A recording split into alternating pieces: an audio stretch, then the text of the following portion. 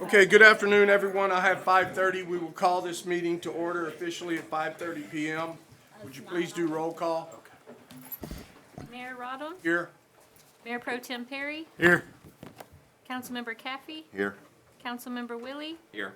Councilmember Olivares, Here. Councilmember Starnes, Here. Councilmember Melton. Here. Would you please stand and join me for the pledge, followed by the invocation from Councilmember Daniel Willie.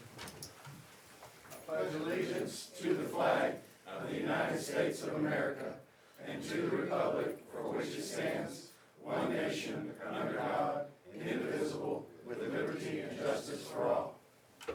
Councilmember Willie. Please bow your heads. Gracious God, as we gather in this Advent season, a time of hopeful waiting, we ask that you fill this space with your light and presence. Dispel the darkness of division and misunderstanding among us, replacing it with the warmth of your love and the clarity of your truth. We pray for guidance as we make decisions for our community. Grant us wisdom to see beyond our own perspectives and the grace to listen patiently to one another, recognizing the dignity and worth of every person. Strengthen our bonds and nurturing compassion so that our efforts build a community where all feel valued, respected, and cared for.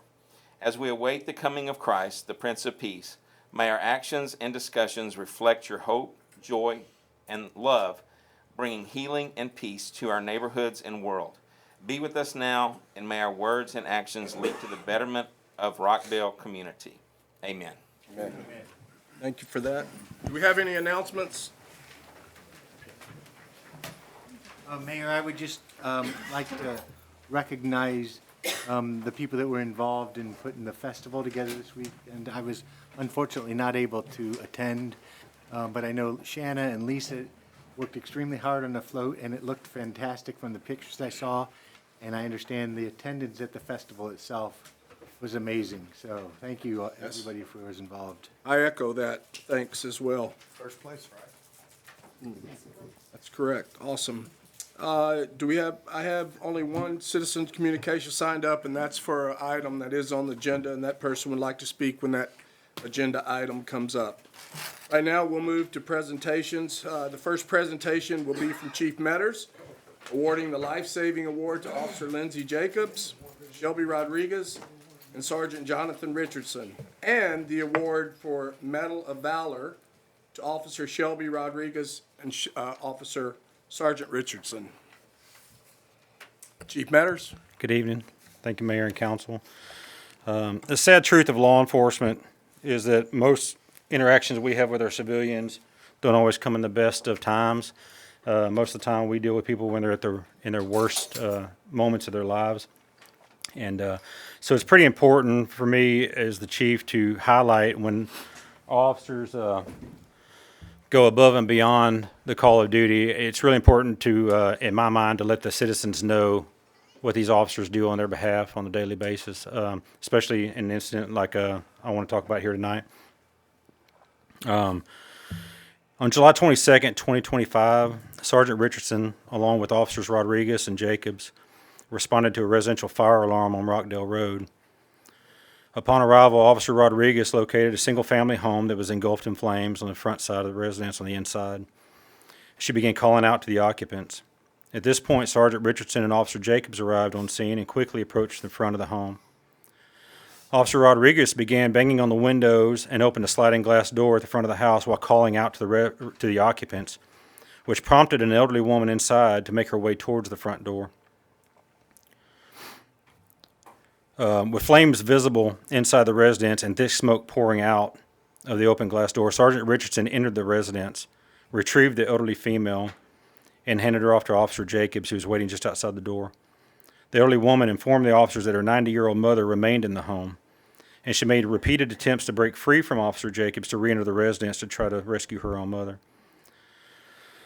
With professionalism, and I stress that, very much professionalism, Officer Jacobs physically prevented the woman from re-entering the home for her own safety and escorted her to a location across the street, safely away from the fire. It is my belief that absent the individual actions of these three individual officers, this individual would have remained inside the residence or certainly would have re-entered the residence in an attempt to retrieve her mother and would have certainly perished in that fire.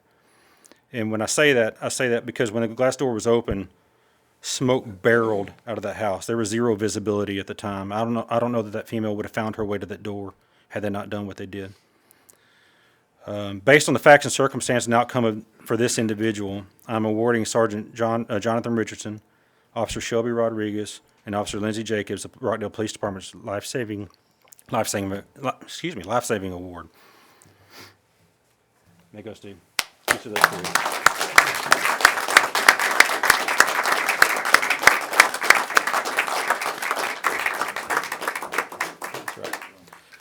I handed out these awards previously a couple of weeks ago at our annual award ceremony at the PD. And so we brought some of them up. I am absent Officer Jacobs Award tonight, and so don't think that I forgot her in any way, shape, or form. I just don't have it. They had them. So anyway, Officer Rodriguez and Sergeant Richardson. So we'll get together here when we're done and let y'all take a picture with these. In continuation of the same event, when the female was escorted across the street by Officer Jacobs, after removing the female from the home and being informed of an additional elderly female inside the residence, Sergeant Richardson re-entered the home through the open glass door as Officer Rodriguez ran to the rear of the residence and entered through the back door. Both officers continuously called out to the remaining individual, and Sergeant Richardson crawled completely through the residence from one side to the other on his hands and knees in an attempt to locate and evacuate her from the now fully engulfed residence. But the officers heard no reply from the individual inside. Due to the high amount of smoke and flames, visibility and oxygen were virtually non-existent inside that residence, forcing Officer Rodriguez and Sergeant Richardson to exit the rear of the residence. At this point, Officer Rodriguez ran from window to window in an attempt to discover the female's locations, looking inside, banging on the windows, trying to find out where she was at, while Sergeant Richardson re-entered the burning home on his hands and knees on 2 more occasions in an attempt to find this female, before being forced out of the residence to prevent the loss of his own life. Sadly, despite their best efforts, the second female did perish inside the home. But based on these facts and circumstances surrounding this tragic event, it is my belief the brave and selfless actions taken by Jonathan Richardson and Officer Shelby Rodriguez, while attempting to preserve the life of a citizen of Rockdale, and with complete disregard for their own safety, embody the very definition of our department's core values of integrity, duty, and service. As such, Sergeant Jonathan Richardson and Officer Shelby Rodriguez have earned the Rockdale Police Department's Medal of Valor.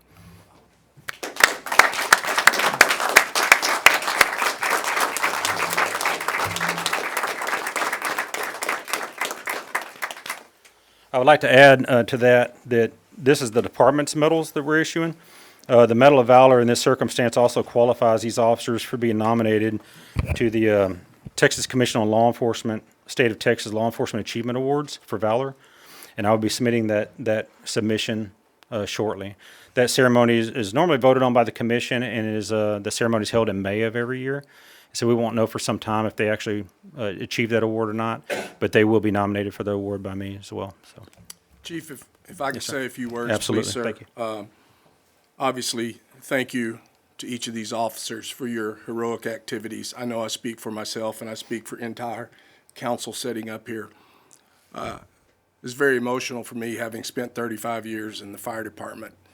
And folks, if you've never been inside a burning building, your eyes burn, your nose burns, your throat burns, you can't see, you hear sounds that are fearful.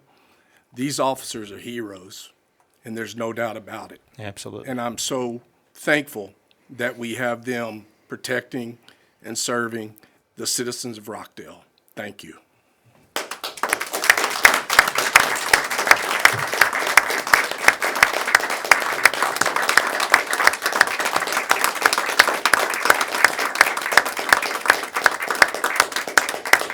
Mayor, do you mind if they come up front and take a picture? Absolutely, please.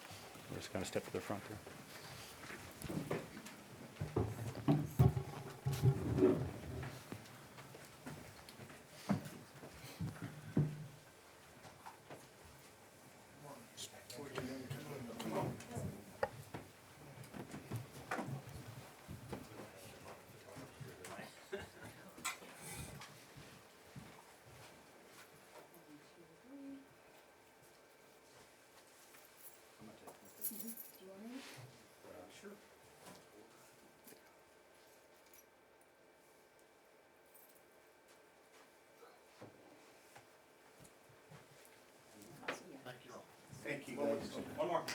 one more.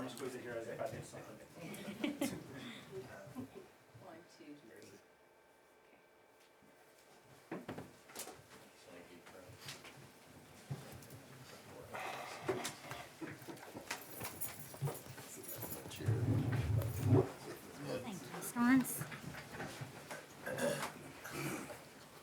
Thank you, Chief Matters.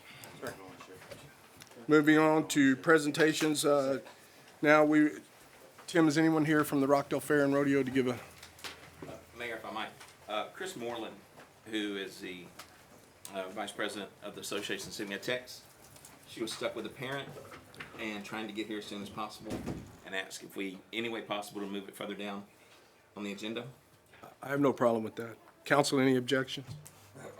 Okay, we'll move that down, so noted, thank you. We'll move on to presentation number 3 from Steve Lockoff with KRXT Radio. Steve? Oh, that's me.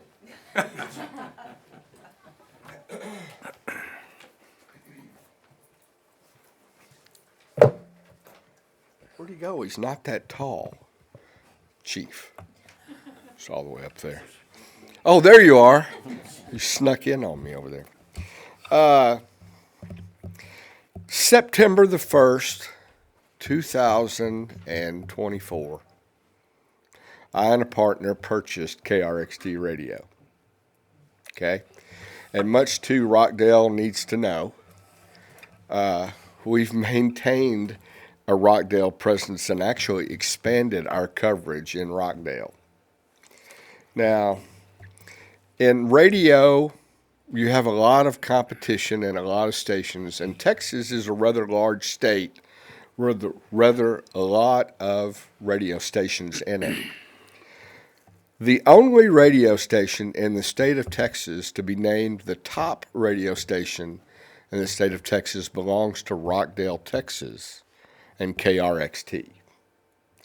And I'm here tonight to present the council, who have been wonderful partners with us and made us feel very welcome. And I know everybody was a little nervous there for a little while, but I think we've proven our commitment to the community of Rockdale, the citizens of Rockdale, and keeping Rockdale informed on what's happening in Rockdale. And, oh, by the way, entertaining you. So, this just occurred 3 weeks ago, but KRXT in Rockdale, Texas is the radio station of the year in the state of Texas. And Mayor, I wanted to present this to you and council. Sure. Thank you for allowing me to come in. Thank you for allowing me to be a part of the community. And we will continue to be a part of the community as long as I own it. Okay? So, Mayor, you want to come down here and get our picture made with I'd like to say, Steve, thank you, and congratulations. Your commitment to Rockdale, your continued commitment to Rockdale is well recognized. I mean, with your community time that you give on your shows every morning and every Friday morning, Tim comes and speaks about what's going on in the city of Rockdale to further the communication for our residents. So thank you for offering up that time for us to get our message out, and to get our message out to not only all of our citizens of Rockdale who are listeners, and I encourage everyone to be listeners of KRXT 98.5, but to other communities as well, to hear things that are going on within the city limits of Rockdale. So thank you for what you've done to continue that commitment.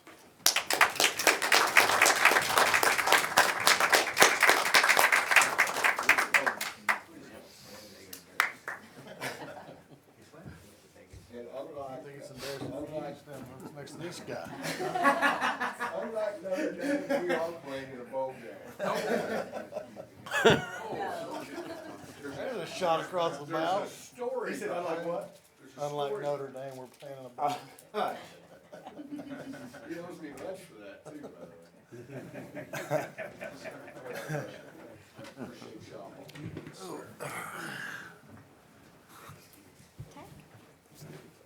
I don't know. Thank you and congratulations. Good to see you. Good to see you. Good stuff, congratulations. Have you washed your hands? Yesterday.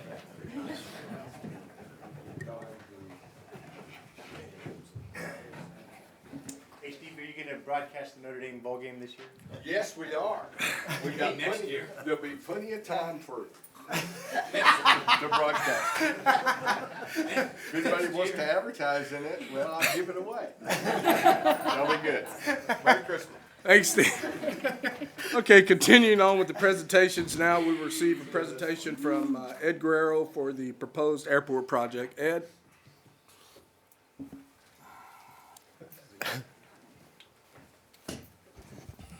Good afternoon, everyone. So today I'll be presenting on the hangar development project. Thank you. Does this have a laser pointer? It does. This is the second time up here. I presented a year and a half or so, or actually about a year. And at the time, the city of Rockdale was discussing other options with some other potential developers. And so I've been asked to come back and present. So I'll get started with, and this is just a repeat. There's been some updates because there has been changes from when I presented previously. But a lot of what you're seeing now is going to be similar to what I presented previously.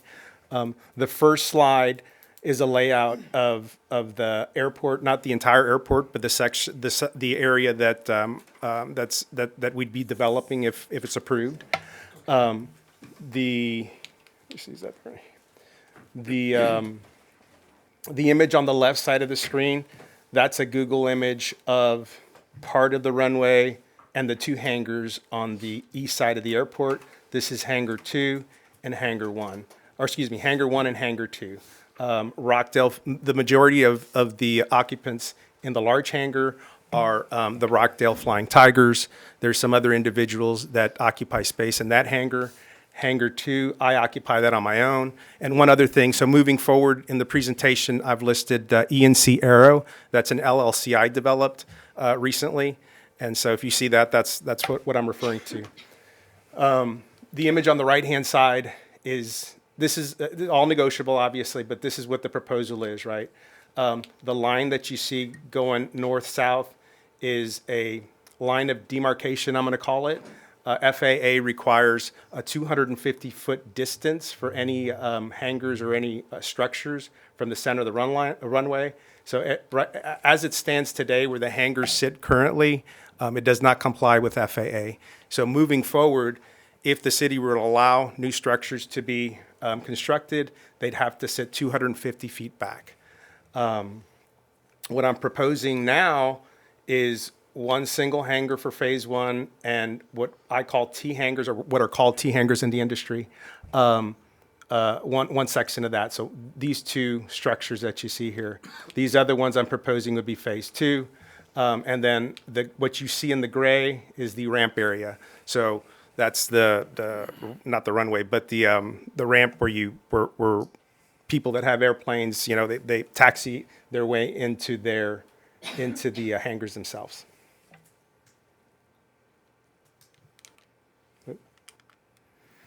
So part of my presentation includes a business justification.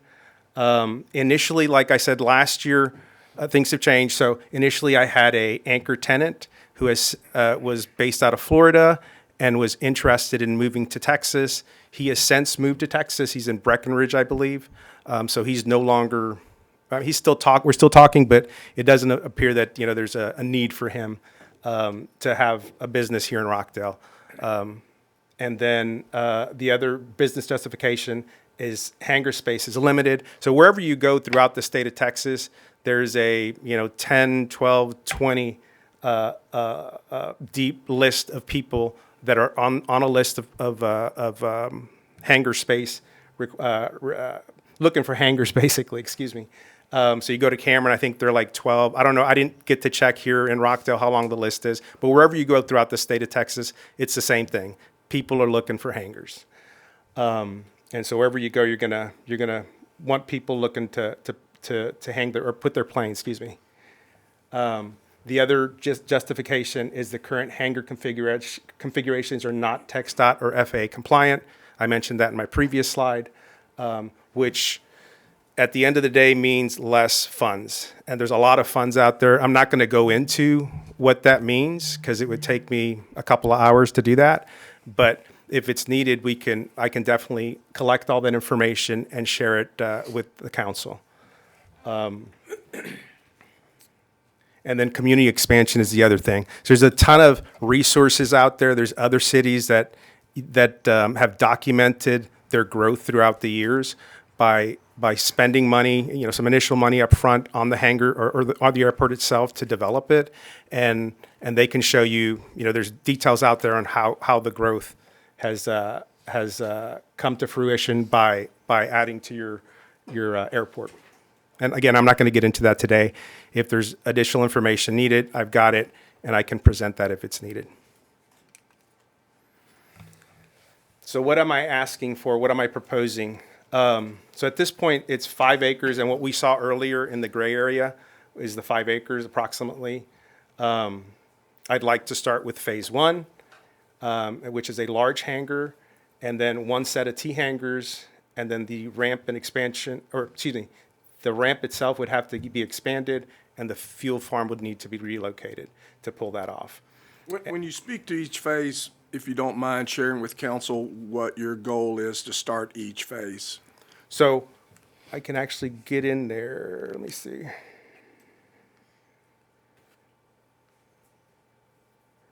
So this, I believe, will get you an overview of what I'm proposing. So it would start out with ENC Aero providing $3,000 to the city of Rockdale.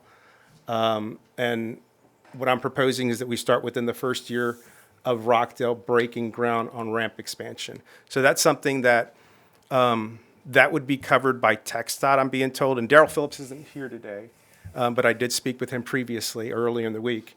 And there's funds available, or funds can be made available to get that ground or the ramp expansion in the works and get it going. Because without that, there's no point in me building any hangars, right? Because people can't get to their hangars. So that would be the first step. Then, of course, all these other things, consult with TxDOT to ensure project plans meet specifications, collaborate on code compliance. Those would all come after that. And then after that would be relocation of fuel farm, fund and develop hangar utilities, and then taxiway and ramp development. In addition to what was already discussed, would be basically the steps that we would follow. Does that answer your question, Mayor? Yes, somewhat it does, thank you. Okay. So on the ramp, I would still like more specifics on, once you get the ramp development done, what is your target timeline for your hangar construction to start, please? Yeah, so 1 year, that's the second bullet. It's construction to start within first year of Rockdale breaking ground on ramp expansion. your intention is for the city of Rockdale to improve the gray areas of the ramp? Correct. Yeah. So we would be responsible for 10%, it'd be a 90-10 grant, That's 90% correct. provided plus with a 10% match? That's correct. Although I don't know how far that would be able to go with $100,000, how much ramp we'd actually be able to construct of that 5 acres. Well, and maybe, like I said, this is all negotiable. Maybe it's something that we start on phase 1 of the ramp, because at the end of the day, if phase 1 doesn't pan out, then there's no point in going to phase 2. So why would you build ramps? If you go back to this presentation, or this slide here, this is what I'm talking about. This would be phase 1 here, what I'm highlighting here. I'm just saying that even in that phase 1, that's an awful lot of asphalt or concrete. It could be asphalt. It doesn't have to be concrete. That would be, have you done any kind of cost estimates on? From what I understand, and I'm not an expert at this, like I said, we'd have to visit that with Daryl Phillips. The entire ramp is about $400,000. Okay. Just the expansion? Just the expansion, yeah. But the proposal would be to do all of the ramp expansion at one time and then hangars as needed? It doesn't necessarily have to be all at one time. It could be just what I'm proposing for phase 1. Are you gonna be terminating the main hangar now, the big one? Yes. So what I'm calling the demarcation line is, all of that north of here, the hangar that I'm in currently, hangar 2, would have to go away because it doesn't comply with FAA. What about hangar 1? Hangar 1 doesn't either, right? So anything 250 feet from the center line of the runway, there can't be any structures from it. So this section has to go away. But Ed, that doesn't happen until we want to make this an FAA-approved airport. It can stay and for many years as in transition. And also the fuel farm is set up on a sled where it can actually be moved back. So the TxDOT is going to potentially give us money to improve our ramp, even with the hangar that's out of compliance? That I don't know for a fact. Or does one trigger the other? I would think that one triggers the other. Yeah, that would be my understanding as well. And maybe Mr. Givens has more information to share on that. Not really. Right now, we're under TxDOT rules since we don't comply with the FAA stuff, so it has to be worked out with TxDOT. But the FAA, TxDOT gets their money from the FAA. The $100,000 grant is not, I don't believe it's federal funding. It is, so I talked to Daryl about it, and I clarified with her, he clarified to me, TxDOT money comes from the FAA. So the FAA says, state of Texas, here's X amount of money per year to service all your airports, or multiple airports, not all of them. So it is federal funding, in a roundabout way.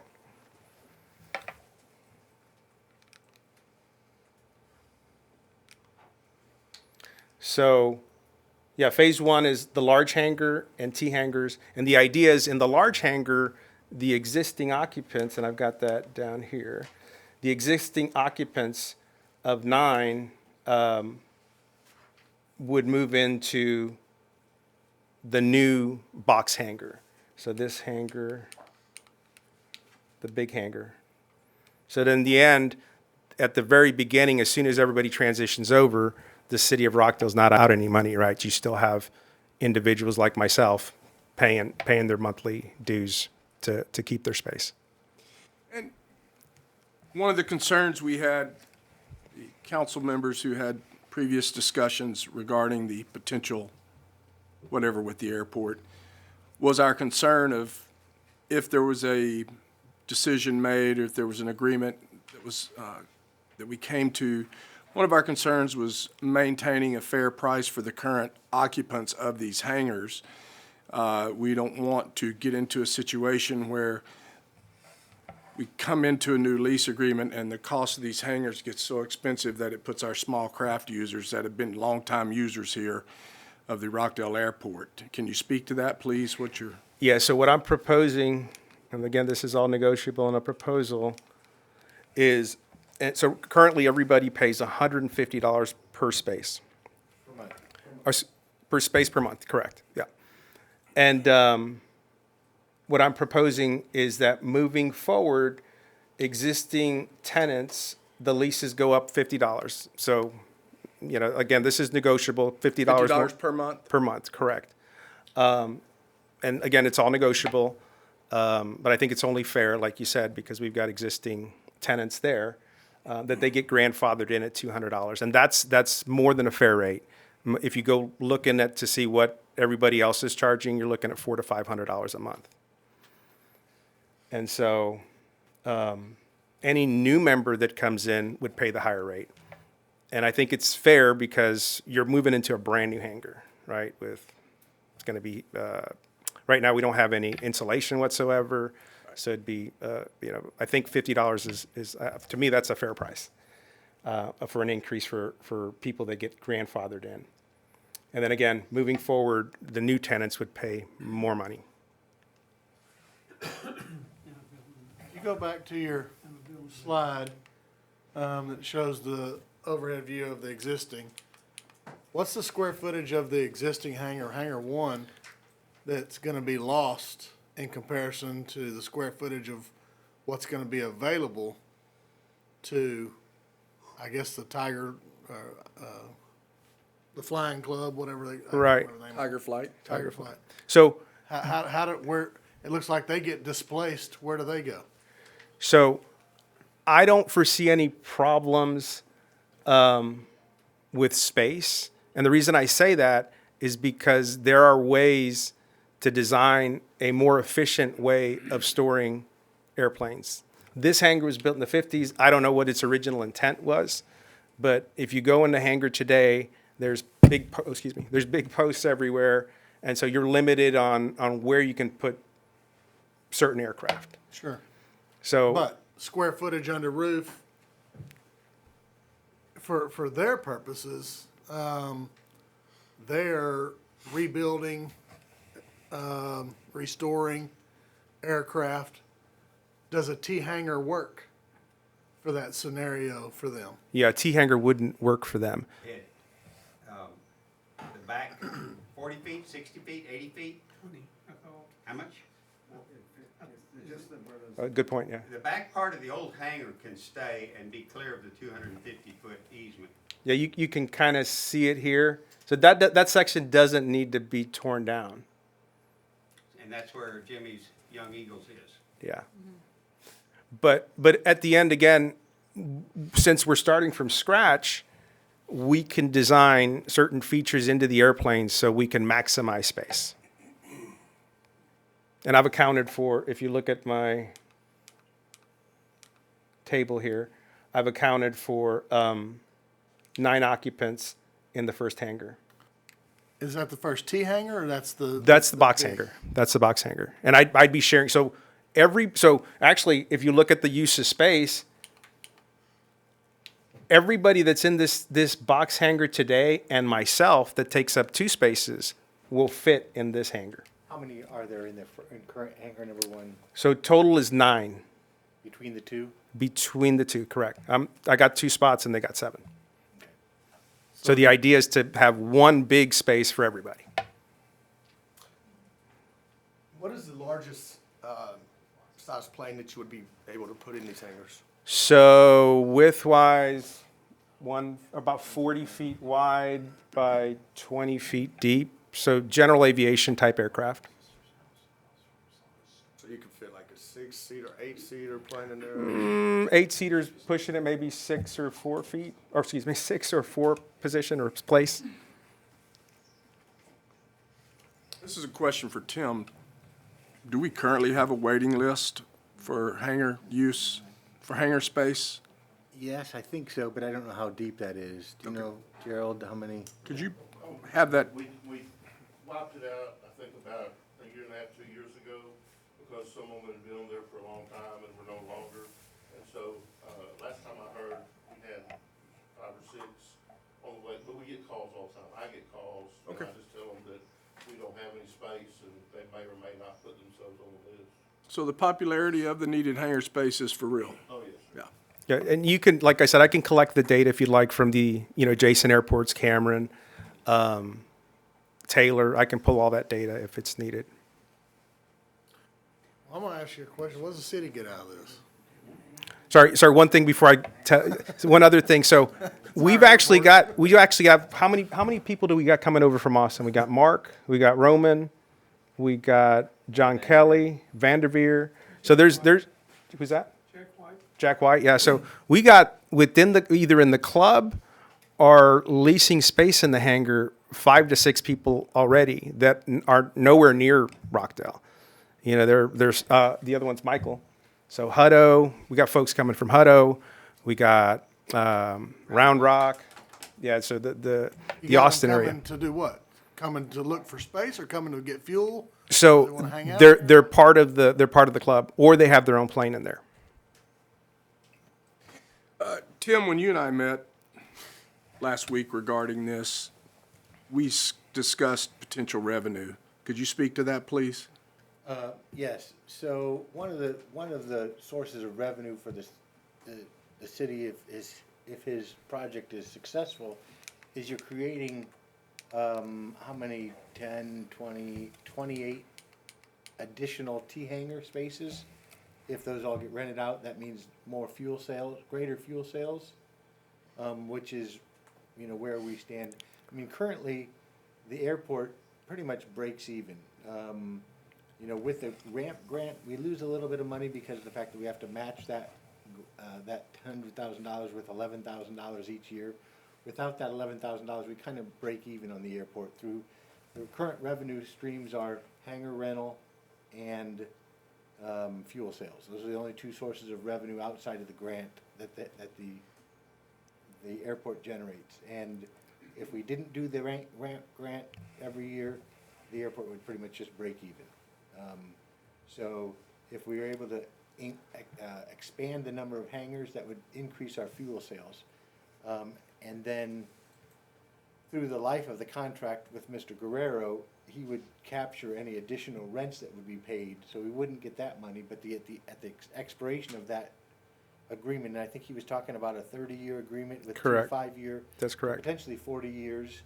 At the end of that 40 years, you know, we would have the ground lease revenue during that 40 years, which is probably, what was it, about $7,000 a year? So, I don't know, I thought I included it in here, but I don't see it now. I think it was 70, Is it on the next slide? Ah, here we go. So currently, this is what the city of Rockdale is pulling in for the 9 spots. And one thing I'd like to add, there's another hangar that I'm sure you guys are aware of. I know it is the Alcoa hangar. This isn't included in that estimate. now we have $150 a month, which would be not $1,800. That's assuming going to $200 a month. Correct. Rental That's hangar. correct. With the you're right. Yeah, that's for that box hangar. Correct. And then with the expanded phase, and that does include the 8 additional, 3, 4, 5, 6, 7, 8, yeah, 8 additional spaces, which the city wouldn't get those leased, but we would get the ground lease, Correct. which was how much you had in there, and when you showed me, you had the dollar amount for the land lease. It was minimal.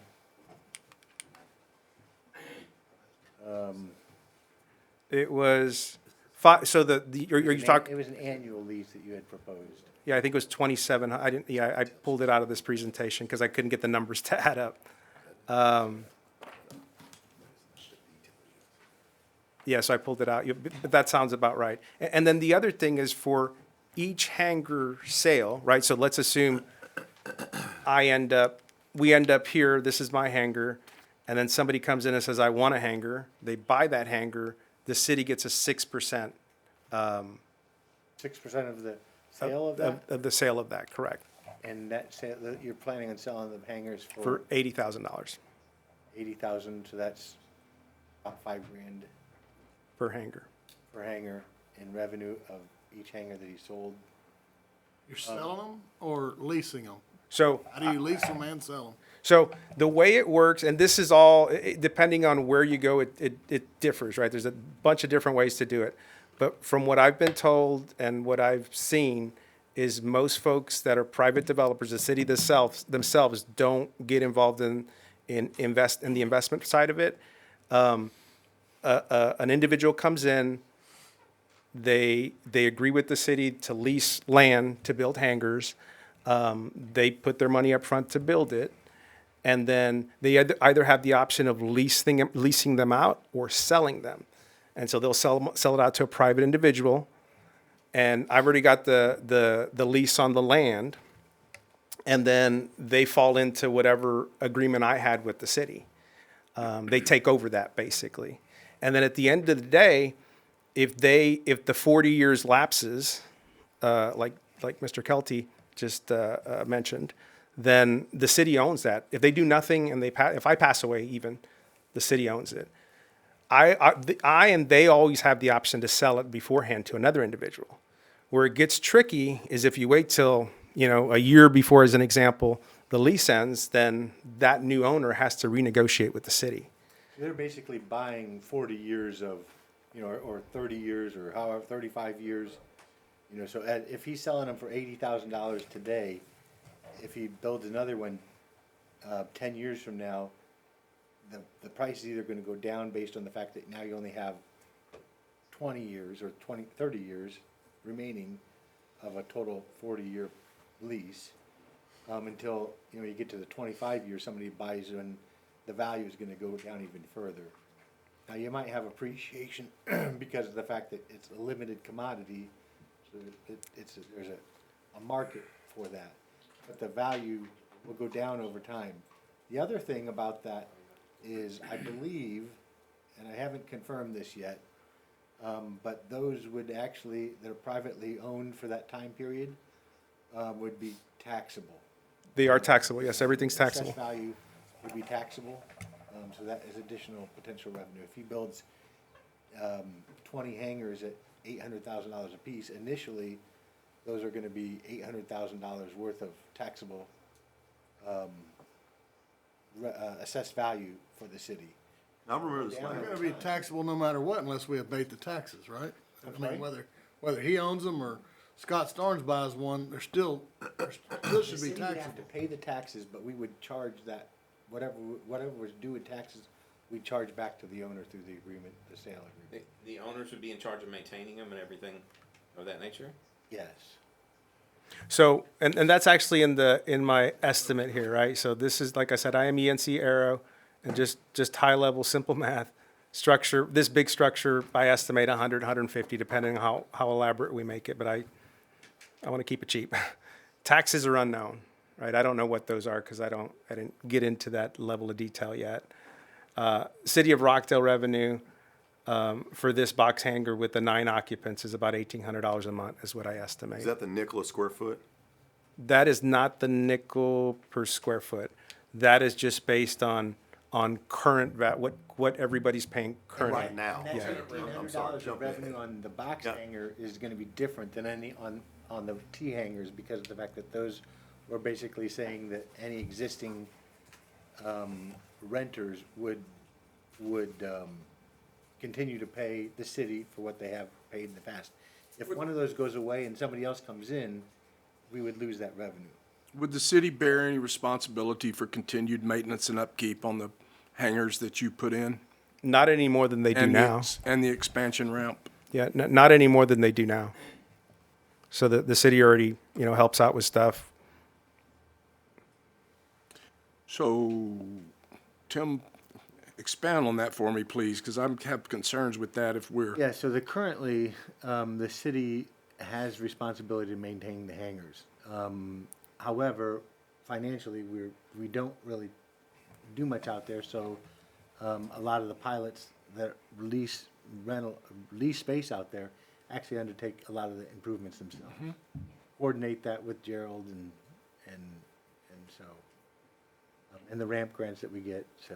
Yeah, we've got an excellent relationship. The other day we were having problems with the grass growing, so Gerald sent some folks out to help out with that, and we mowed in between, so But we make it happen. $1,800 of revenue that he's talking about that would continue from that box hangar would only be there as long as those existing 9 tenants remain. If one of those goes away, or 2 of them go away, or 10 years from now, none of them are leasing space from the city, that revenue would go away from the city. Certainly. Whereas under the current situation, if somebody decided to pull their plane out of there, that then becomes still rentable for the city to find a new tenant. So once the original 9 go, anything that's replaced is paid Would go to there, okay. go to. Yeah, and it's rare. Another good point I think is that not many people leave and are not replaced. We don't have any spaces, right? The folks that have left, you've had somebody waiting to get in. So it's rare that you see any airport in the state of Texas or in the United States that somebody leaves or they pass on or whatever, that you can't go rent that space again. You don't have unoccupied hangars. But it's unlikely that it's unlikely that the people that are renting from us currently are still going to be renting from us 30 years from now. Right. But there'll be somebody else to fill their shoes. But who will get that revenue? So the city would, right? So I don't. So if one of the current tenants is no longer rents and we have that, will we still be available to rent that to someone else? Absolutely. Okay. Yeah. On that hangar. On any hangar. On any of those 9 hangars? On any of those hangars, correct. Phase 1 or phase 2. What's the square footage of your big hangar? Right now, I've got it set at 100 by 100, but that was based on having an anchor tenant. And now that we know that there's not an anchor tenant around, I think it's going to have to be bigger, because originally the anchor tenant wanted his own space, and we had talked about maybe the individuals that are in hangar 1 and myself would go into T hangars. But since we don't have an anchor tenant anymore, we really don't have an option but to make a big hangar. So it could be 100 by 100. The current hangar, I think, hangar 1 is 100 by 200 approximately. So it could be 100 by 200. But again, because we're starting from scratch, there's a lot of things we could do to optimize the space and get into a smaller space if it's possible. But right off the bat, like I said, that one hangar will occupy both hangar 1 and hangar 2 tenants. With more planes and more everything, does your safety chapter have to be edited or changed in any way? Not to my knowledge. I mean, at the end of the day, we're a FAA approved, maybe not FAA approved. Well, this is where it gets tricky, right? People can come land. You're on a chart, right? So we're not FAA compliant, but anybody can come land at our airport.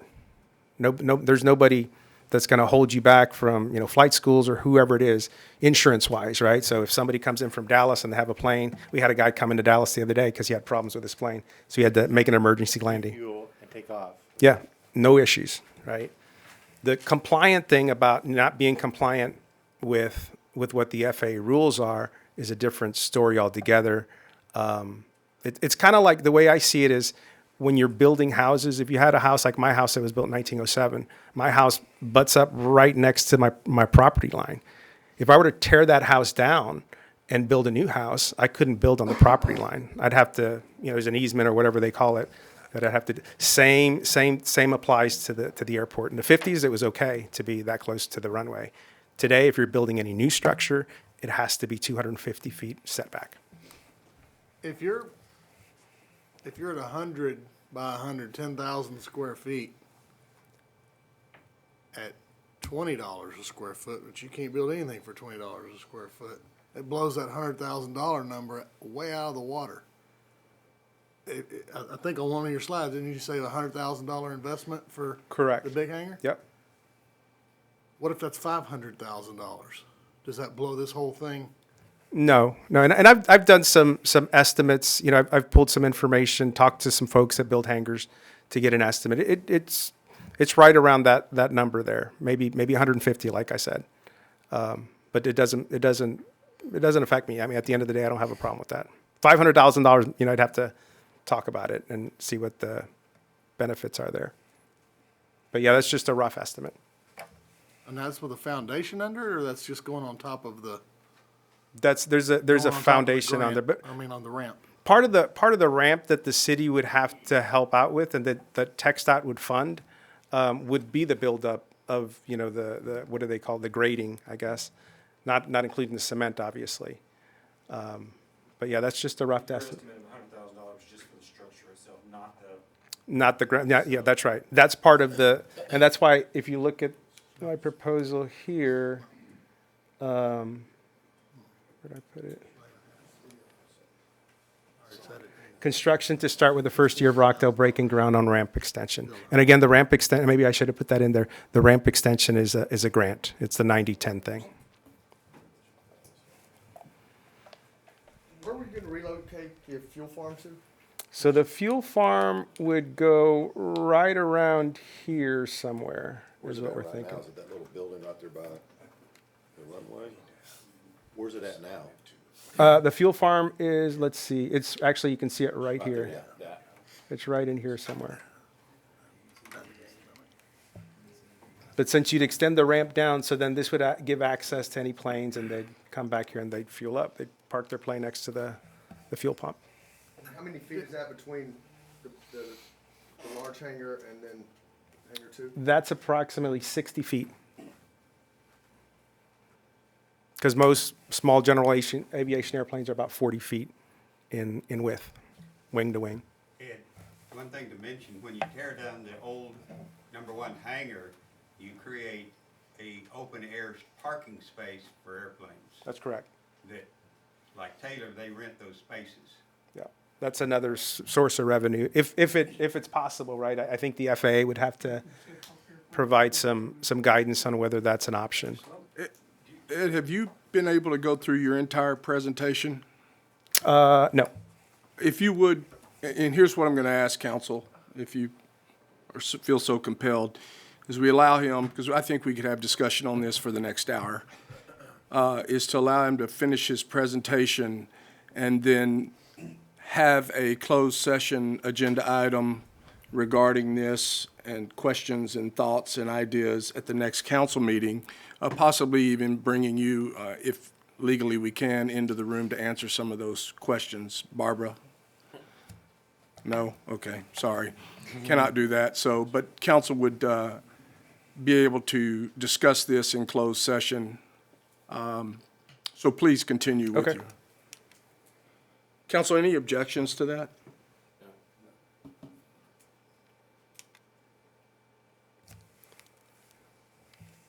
So lease terms, I believe we've already spoken about this. So 30 years with 2 5-year options, 5 cents per square feet of hangar space, lease abatement for ENC Aero. Yeah, we've discussed all these points. We kind of reviewed this, the earnest money, city developer. So consult with TxDOT to ensure project plans meet specifications, relocation of fuel farm. The hangar, I need help with the hangar utilities, obviously, for the funding on that. So taxiway and ramp develop, we talked about that. And so the other thing that I'd like to point out here is for these TxDOT grants.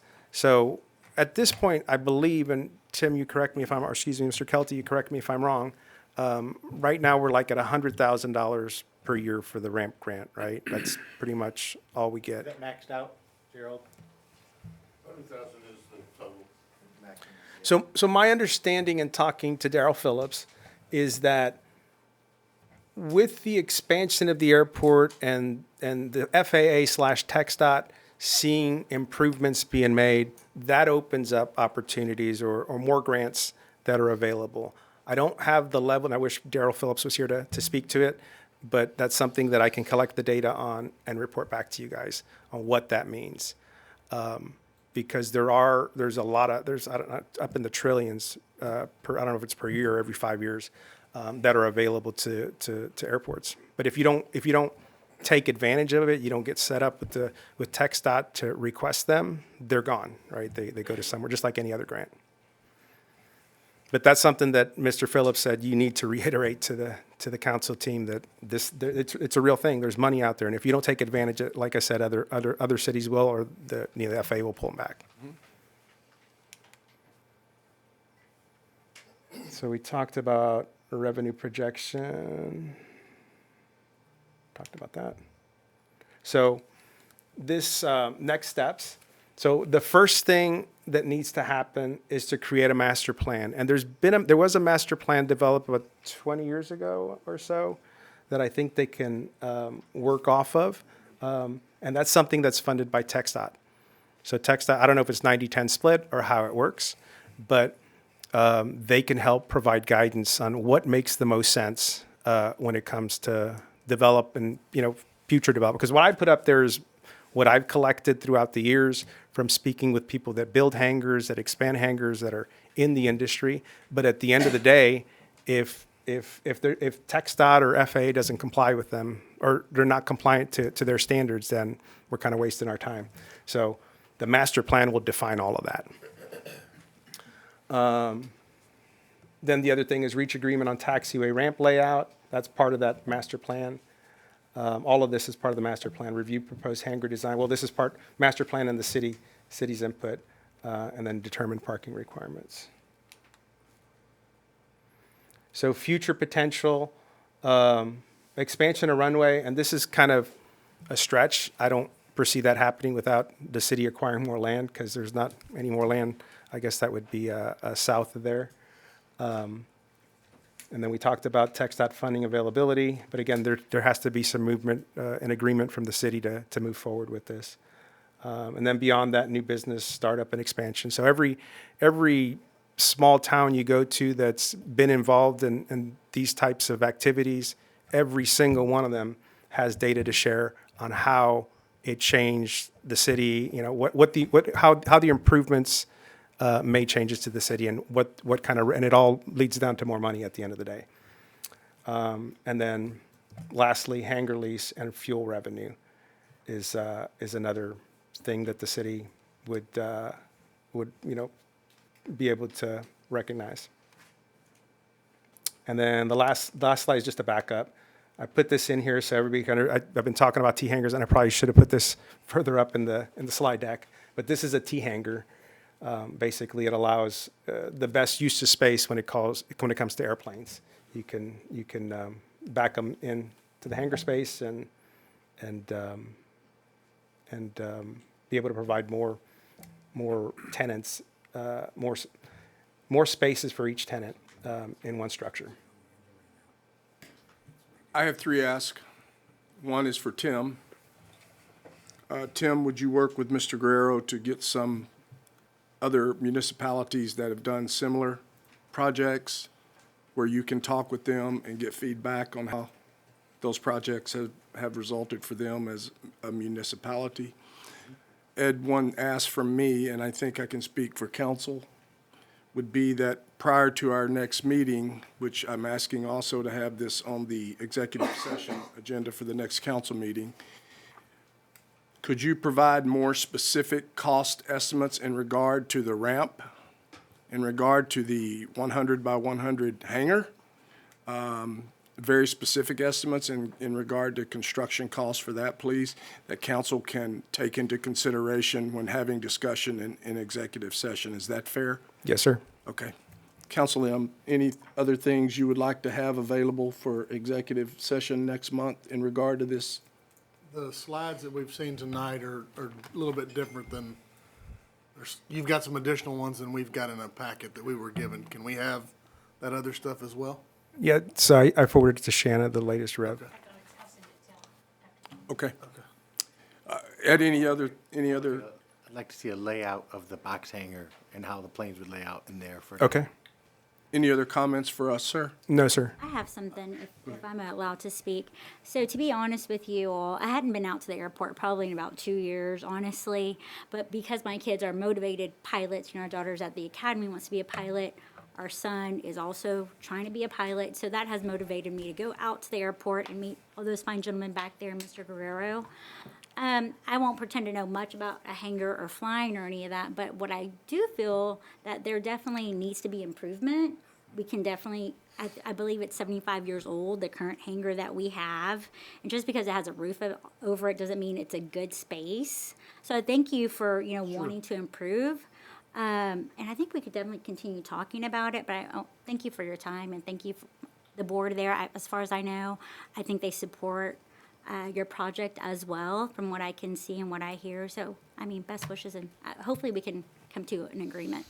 Great. Thank you. Thank you. I I'm got sorry. one other thing. The gentleman that you've made reference to that you wish he was here, is he a TxDOT guy? Who is he? He's a consultant, and he works with this. He works with multiple cities, but I don't know how long he's been working with the city of Rockdale.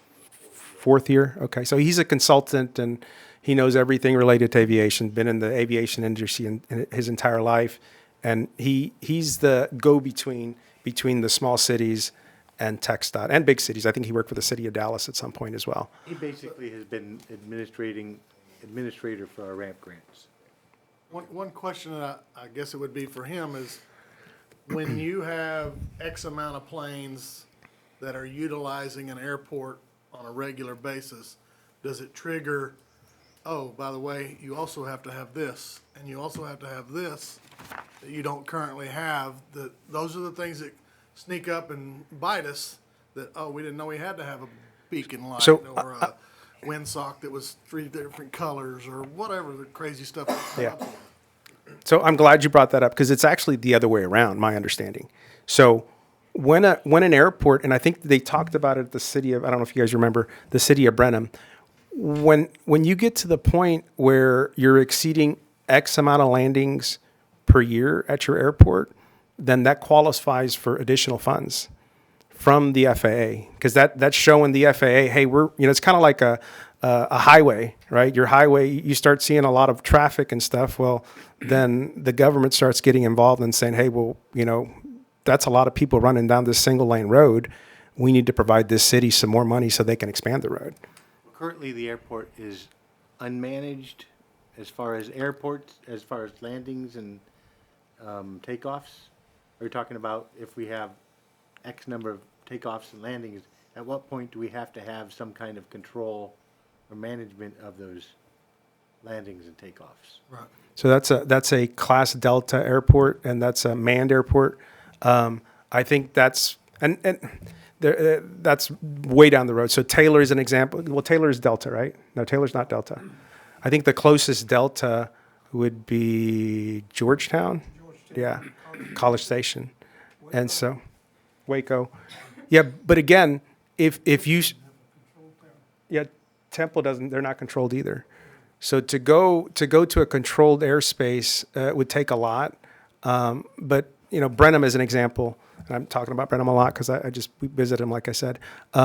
They were able to prove to the FAA/TxDOT, hey, we're getting all these landings, and they're taking count, and there's systems out there that they had to purchase, or the TxDOT helped them purchase to be able to provide that data. And because of that, there was more funds available. But again, the analogy I gave of your highways, you get a lot of volume in your highway, then the government gets involved and say, hey, there's grants to help you build on that. It's the same concept. So the airport in Temple doesn't have managed? No. Even with those jets from like Wilson Art and everywhere, they don't? No. Wow. Yeah, they're unmanned. Even Austin's just a Class C airspace. That one on the toll road? That's executive. Bergstrom is just a Class C. Outside of general discussion, is there any other specific discussion on this topic?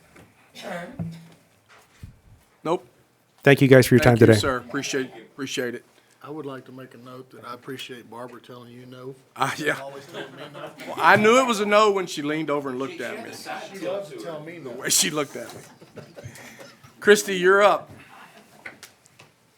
Thank you, Barbara. Good evening. Thank y'all for letting me come tonight, even though I came in late. I apologize. I took a 30-minute meeting that stretched out into 3 hours. I am here tonight to talk about the hot funds for the Rockdale Fair. This was just for the fair event that we had. The information that I provided for you is not complete. We are still paying bills. We're still collecting money.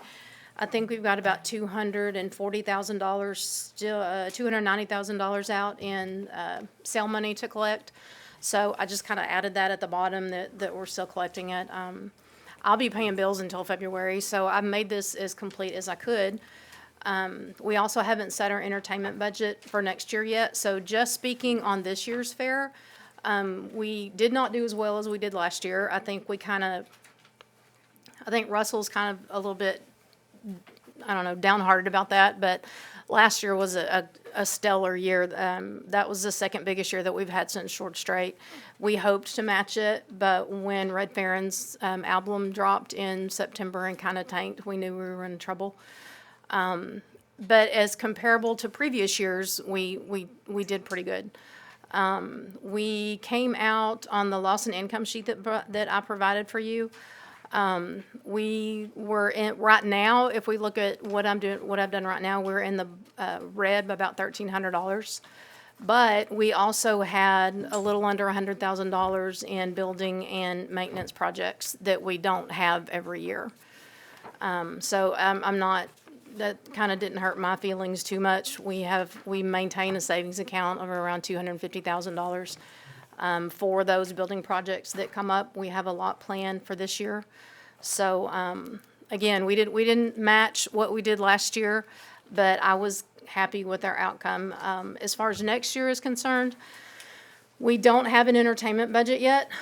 We upped our entertainment budget to $150,000 last year. It normally is around $96,000. We've got a couple of meetings coming up where we're going to have to make a decision on that. We can't keep booking acts for $35,000-$40,000, which is what we've done thus far. We've been able to do that and have big, huge nights, but the way that entertainers are charging now, you're either paying $35,000 or you're paying $150,000 to $200,000. And we're kind of wanting to up it to the $150,000 to $200,000 arena, but there's some things that we've got to do out at the park first. I think last year taught us for sure that we're not built for that kind of a crowd, and our main the main thing holding us back for that is our parking situation. So we've got to put some money into that, and we're looking at doing that next year.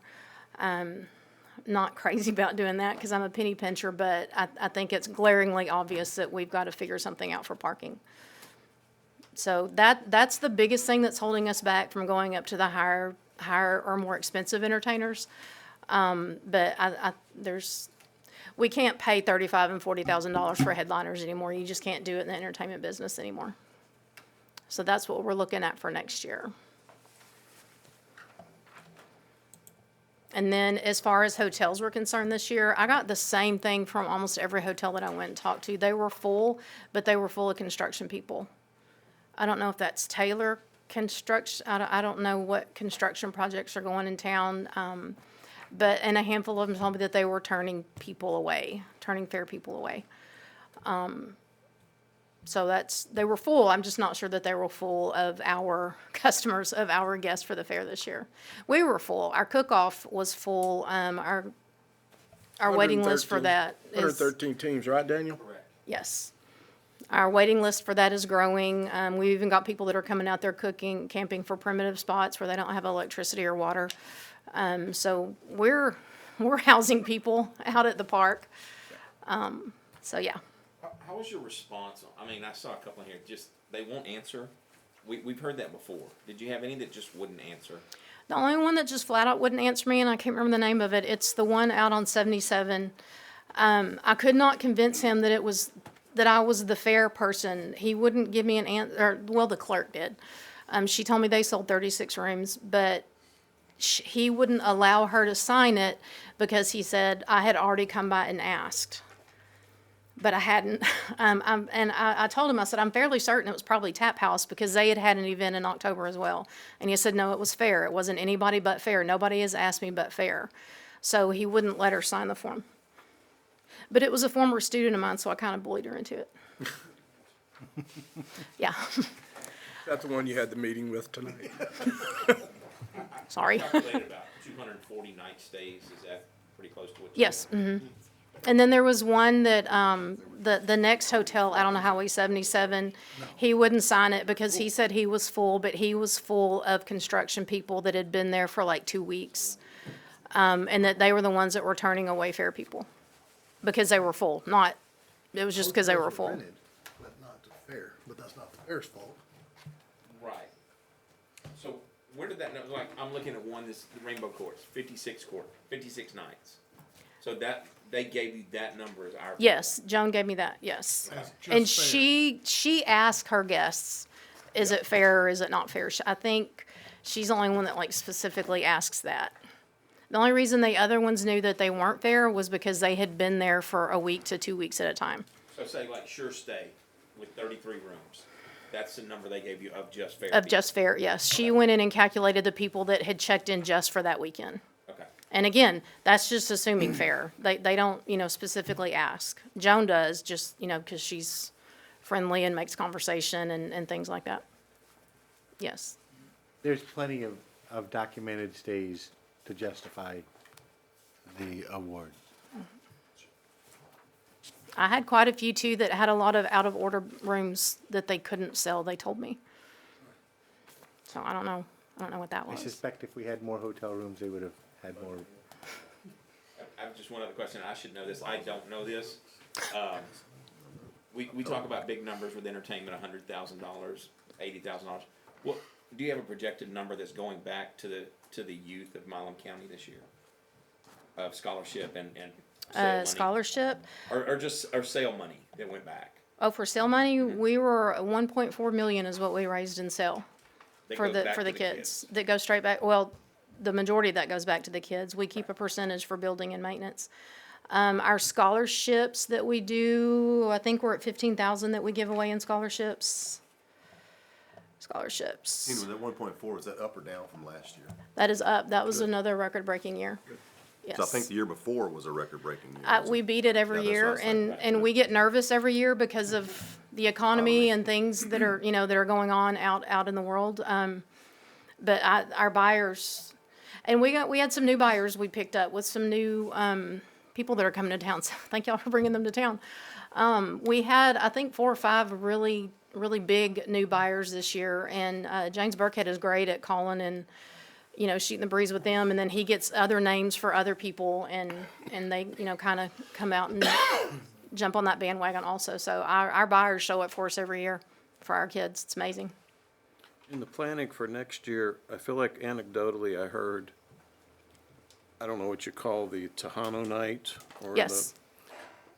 I heard some comments that might be worth exploring doing that on the Friday or Saturday as opposed to a weekday. We've been kicking that around for quite a few years. We make a lot of money on Tejano night, but we get the same feedback every year. They would prefer that we do that on Friday so they don't have to get up and go into work. So it's kind of, do we make that crowd happy? And then the other Friday night people that want to come out.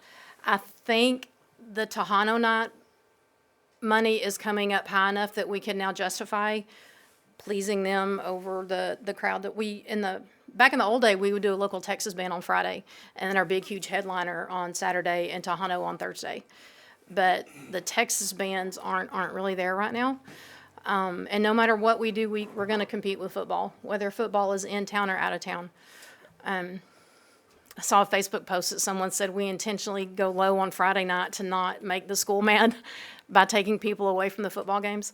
That is not the case. I would go get everybody out of those stands and bring them out to a fair if I could. But I do think that that's something that we're pushing for this year. We have one of our Fair Board members, I was speaking with him yesterday. He's got a big Tejano act that he wants to bring out here Friday, but he'll only come out on a Friday, not a Thursday. So that is something that we've got to work out with Russell.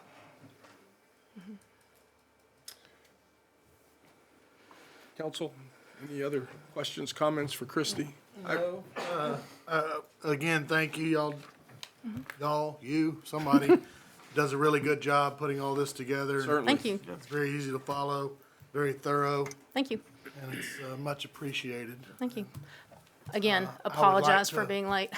No problem. The hotel's not participating is disappointing that they can't gather such simple information for us, because it helps them, it helps us.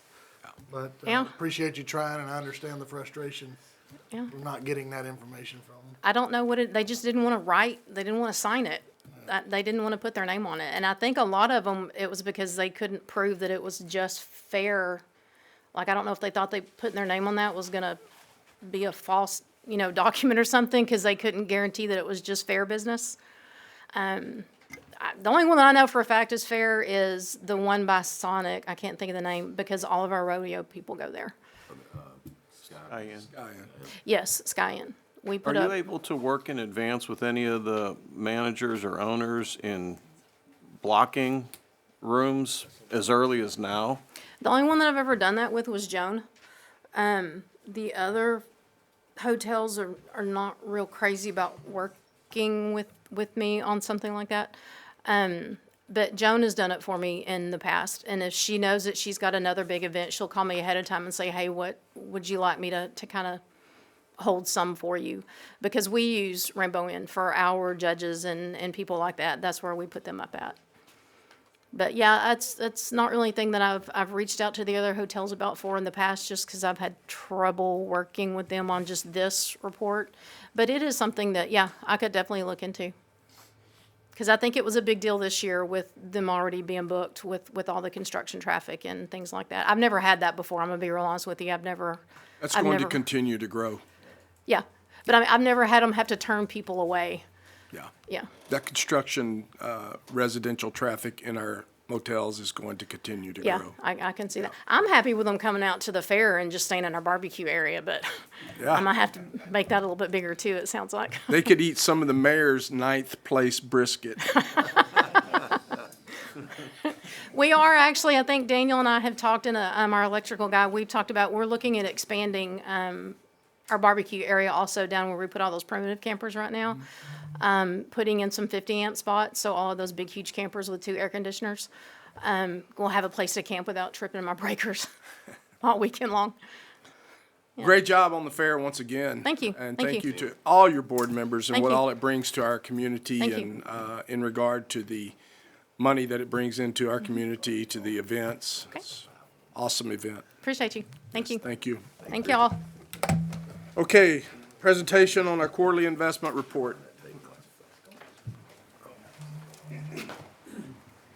Council, I will tell you as we move into our regular agenda, before he starts, I'm going to move agenda item 12 up to the beginning because we have a young lady here who has children at home, and she is here in interest of agenda item 12, so I will be moving that up to the top of the regular agenda, as I will be passing that item along to Mayor Pro Tem Perry, because that item has, I'm going to abstain from any discussion or comment on that item because of a real estate relationship. So, go ahead.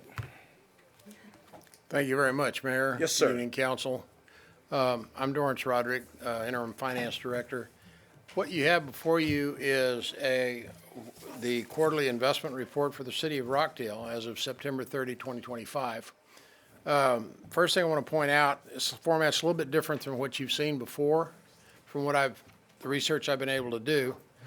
This format is actually what's required by the state legislature. I referenced the code down at the bottom. It's a government code section 2256.023. That entire section is all about public investment funds, that sort of thing, and how to report. Several of the things that we're required to do is provide a list of all the investments. And we're also supposed to provide the yield, and we're also supposed to provide the weighted average to maturity, or WAM, if you will.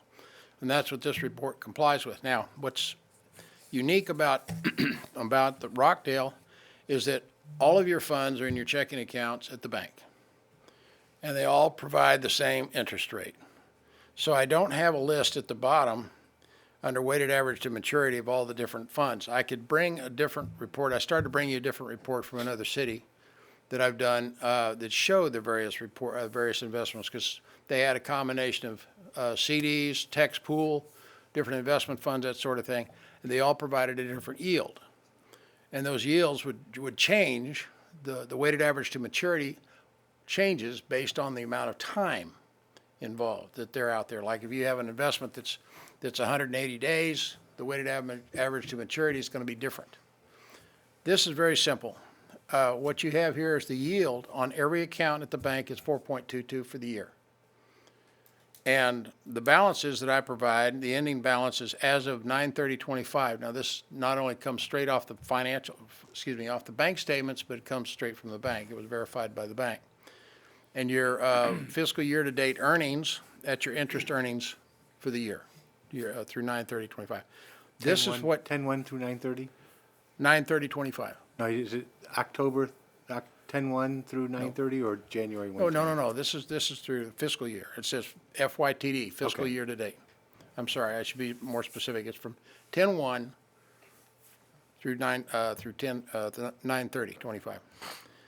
So, and that's what this is. So, and that's what's presented. Down at the bottom, in the little box, it talks about book value, days to maturity, and so on. It's to demonstrate the computation. But the bottom line, and what's important, besides seeing your actual balances, the interest rate that you've earned, and the amount that you've earned, is down at the bottom is what they require is what is the weighted average to maturity, 31 days. Because that's how frequently this changes. Your average weighted yield to weighted average yield is 4.22. It's been that way all year. So these numbers come straight from the bank. They also tie out to the calculation that I did inside this formula. So it's rather simplistic, but this is the format you're supposed to see. Now, if you change and you start buying CDs, or you start investing in your public pools, things like that, this will change. and you'll see different investments with different weighted average of maturity and different yields, and they will all be averaged together at the bottom. And this is the kind of report that you should receive from now on. And is that investment strategy something that you or whomever is hired advises us on, or do we have some other professional financial advisor that advises us on that strategy? I have suggestions, and that's part of what I'm supposed to do, is to help you with debt management, treasury management, investment management. That's what the Public Funds Investment Act is. However, having said that, I highly recommend that we also get involved with our financial advisor, and you have one. All right, we talk to them, find out what's out there, because there's a myriad of pools available, and there's a myriad of investments available. But as you know, we are highly restricted in what we can invest in. Highly restricted. The most exotic thing that you can invest in is an Israeli bond. One of the other things that could change in the future is the fact that we have 25 different checking accounts currently that are listed here. Yeah. And so as we consolidate those, this number would shrink, but then it would also be divided into different investment vehicles, not just checking accounts. And I would recommend that. I would recommend paring this down. We mentioned that before in a previous conversation. I'd pare this down dramatically, because it's not just a reconciliation nightmare, it's just unnecessary. Is the 4.22 something that they bid on at the beginning of the year? No, sir. No, that's the market rate for money market. That's what these are, is money markets. And it stayed consistent for how many months? Well, this is for the whole year. This is the average for the year. There's been some months where you've been at 4.33. Okay. Some months you've been at 4.2. It varies from month to month. And you're welcome to look at the bank statements, and because it reflects on every bank statement every month. And these numbers came straight from the bank. They came from the bank. They're also verified from the bank statements, How do they all have the same average? because they're all in the same bank. Okay, okay. All the money's in the same bank, different accounts, but the same rate. That's the same rate. Yeah, they didn't negotiate different rates for different accounts. Now, if you go in there and you take $500,000 out of one of these funds and you buy a jumbo CD, you can negotiate that rate, and it'll stay that way for as long as you negotiate it. It's going to be what the market is. I guess. Okay? Any other questions? Council? Thank you, sir. Thank you. Okay, council, moving on to our consent agenda. You see the items before you. You've had time to review those. Is there any items you'd like removed from the consent agenda and placed in the regular agenda? I've got one question about an item. The consent agenda about the annexation of the property for, it's item number 11. Additionally, at the bottom line, additionally, the MDD is requesting that the property be designated and I think it was an industrial zoning upon annexation. This is outside of the consent agenda? 11 is? Yeah, that's in the I'm regular sorry. agenda. Consent agenda is My bad. just 6 through 9. We'll get there. Why didn't you tell me something, Barbara? Golly. Barbara, I keyed you to look at him. Okay, council, I'll entertain any action on the consent agenda as written. And I just want to point out to you, in the consent agenda on agenda item number 9, which is approving the staff holiday calendar, which is something we have to do every year, one of the things I was recommending is an additional half-day of holiday on New Year's Eve. It's different from the past, so that is a change. So before you vote on it as consent, I want to make sure you're all aware of that. Does that affect anybody paying water bills or anything like that? I'm sorry? Is that the last day, does that affect anything on them paying water bills or? No. Okay, making sure. Your water's off. My water. Council, I'll entertain action on the consent agenda as written.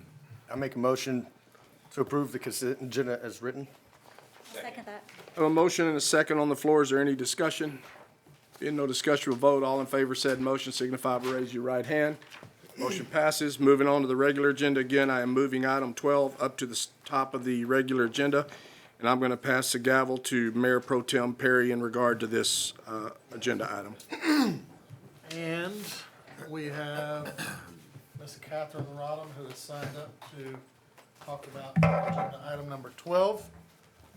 So this is consider and take any necessary action on the first reading of an ordinance abandoning portions of a right-of-way along Miller Street.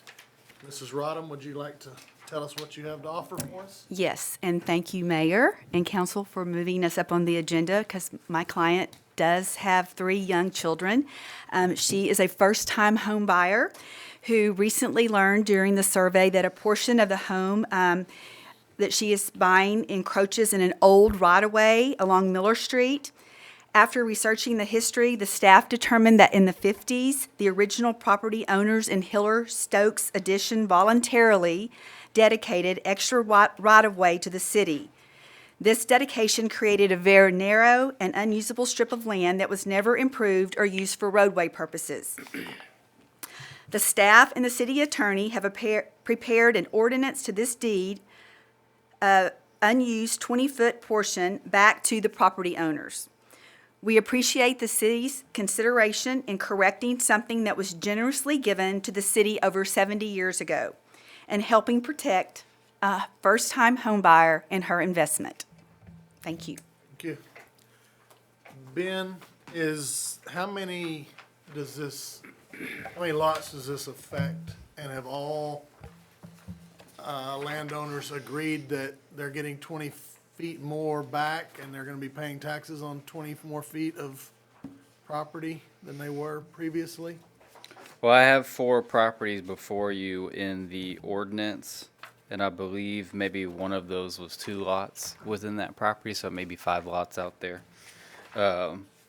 We haven't done any notification because we received this right at the beginning / end of November, beginning of December. And since this it was deeded as right of way. The history behind this is there was 20-foot given because there was, I believe, existing structure back there, and they needed some right of way. The city took that 20-foot, and then quickly after that, a platted subdivision came in and took what was already existing as 20-foot and then added a 30-foot. So you have a 20-foot on the west side, you had an existing 20-foot, and then this platted property came in and added 30. The city only used the 50, 30 from the east side, and then the existing 20. Never used what the west side granted. And so since it was never used as right-of-way, we don't have to do a public hearing to give this back. We can just give this back to those property owners that deeded it back. If you go out there, I believe everybody out there believes that that's their property. The way the structures are built, they're well past even 10 foot. And so they would have no idea unless they got a survey. And I believe there were actually some surveys done out here that did not notate this right-of-way that existed. So any setbacks we currently have, this actually makes them even better because they're going to be further away from the city's property. From a speculative standpoint, I imagine if we did not deed the 20-foot back, everyone on the west side is encroaching right of way.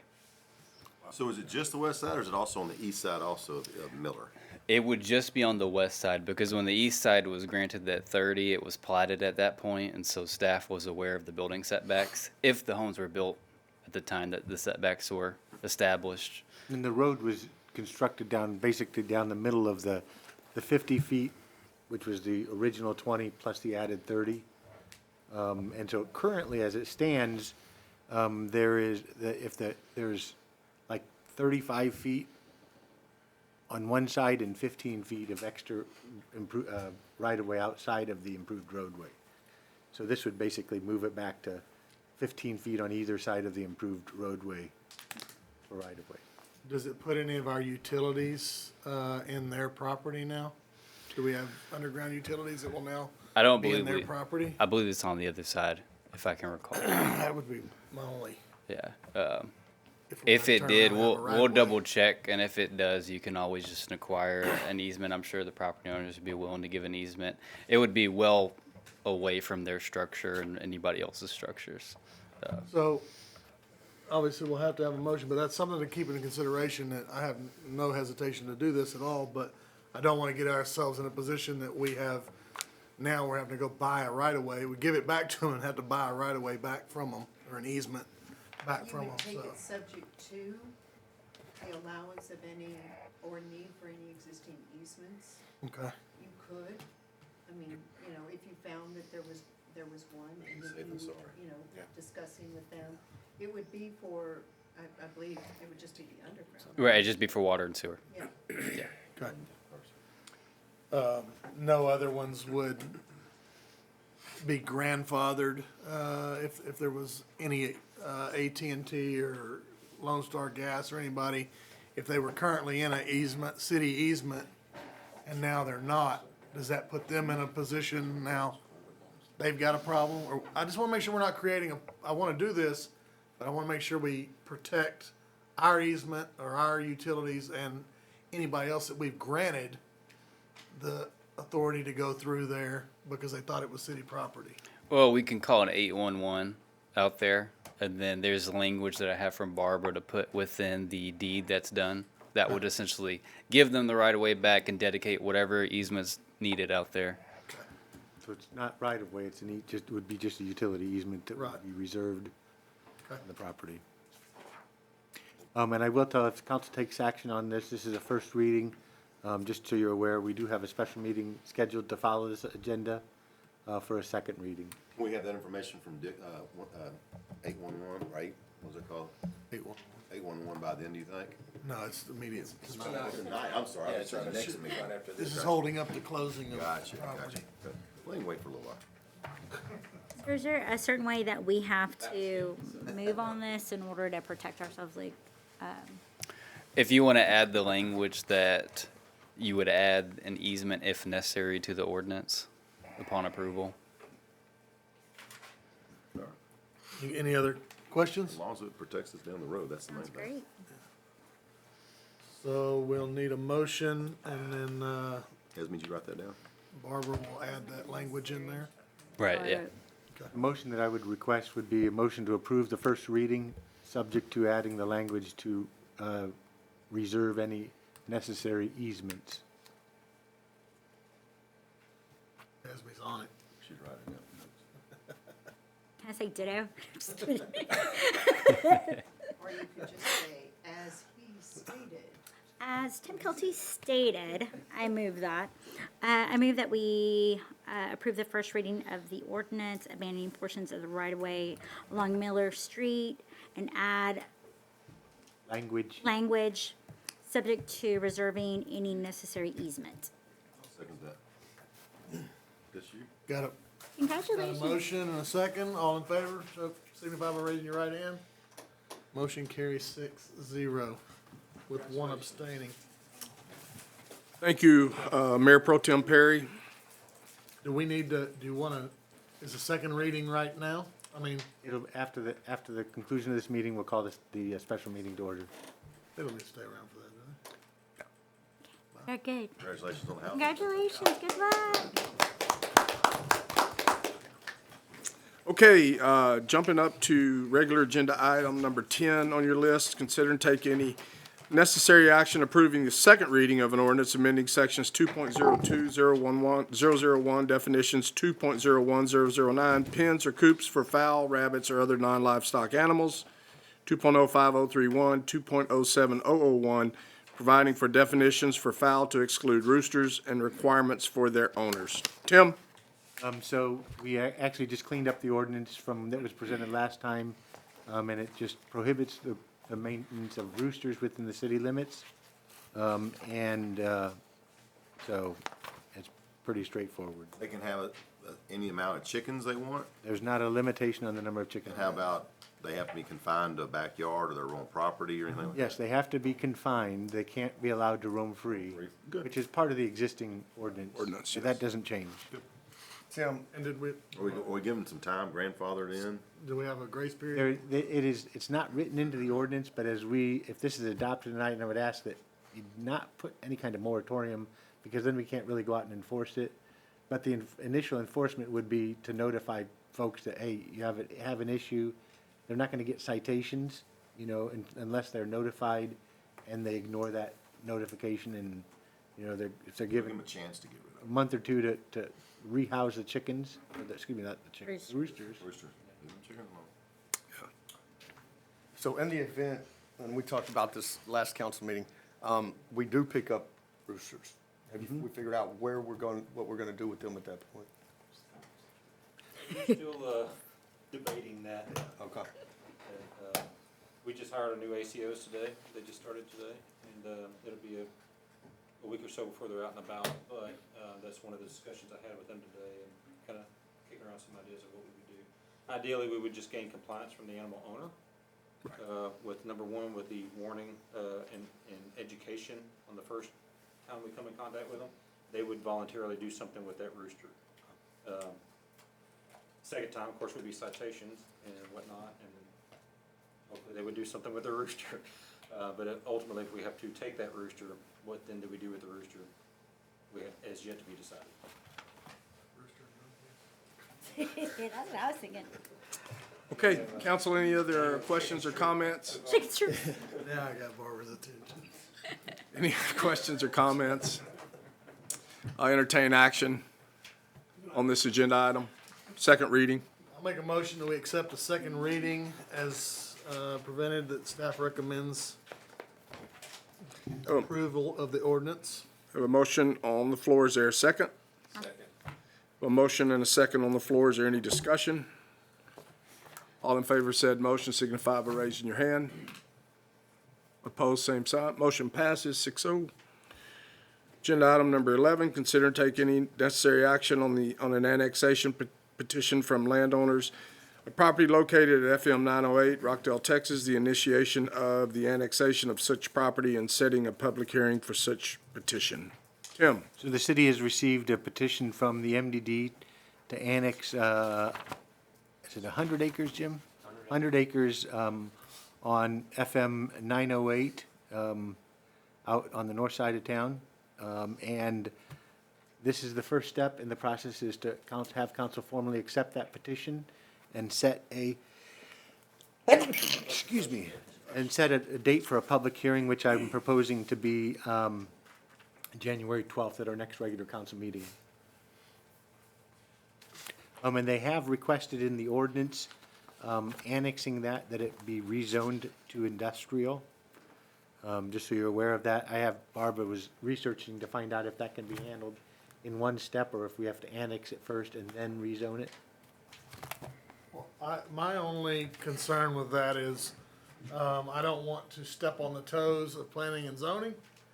We ask them for this every other time, and then if this one doesn't go to them, for whatever reason, I don't think that they would have any issue with it, but it's like we just arbitrarily, we didn't ask their opinion, this go-around. And we can actually potentially take it to them before it comes to council. Do we have another meeting this month? So we will be meeting with them, and maybe even in January before council? Yep. So. That's my only request. Barbara? Thank you. Under 14.02.053 of your city's ordinances, there's zoning of annexed areas. There's interim zoning districts that are allowed, but we would have to notice and kind of have it going along at the same time that we're having the rest of the public hearings. And so we could start the notice process so that it would include the zoning, planning and zoning P&Z. people. But we would just have to make sure that we are having all the notices put out that need to be put out and published so that we can get it all accomplished. And this is land that is adjacent to existing Rockdale, correct? It's not a finger. City limits? Yes. Yes. Okay. Yes. And so that notice would also include notice to adjacent property owners. And do adjacent property owners have the ability to come and say, wait a minute, Yes. I got a That's part of the peaceful reason. daycare right here, and you're gonna put in a sandblasting plant. That's part of the reason for having a public hearing in that regard. And isn't that a part, I mean, that's a part of the process of the P and Z board meeting as well, is a public hearing, is that not correct? The planning and zoning would have a public hearing as well. Yes, well, and we would give notices as normally would be required. Yeah, that's right. I'm sorry, I was just asking Mr. Gibson if they were planning on annexing the county road, 908 county? That's not FM a road? county Yes. road, that's a state road. If there was going to be anything like that, and, if that just has to get factored in if you are going to do that. And with the schedule, and so I just was trying to get that all figured out, if that's. So we'd have to notify TxDOT of that We would. annexation? Okay. We wouldn't be responsible for maintaining that road, would we, since it's farm mark? Okay. That's state maintained. It would remain to be state maintained. But the property leading up to this property is not in the city limits now?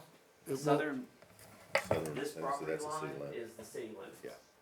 And that's the property line, that's where you start? Your That's right. property? Yeah, Okay, so we are contiguous. to Okay. the city So it limit. touches the city limits. okay.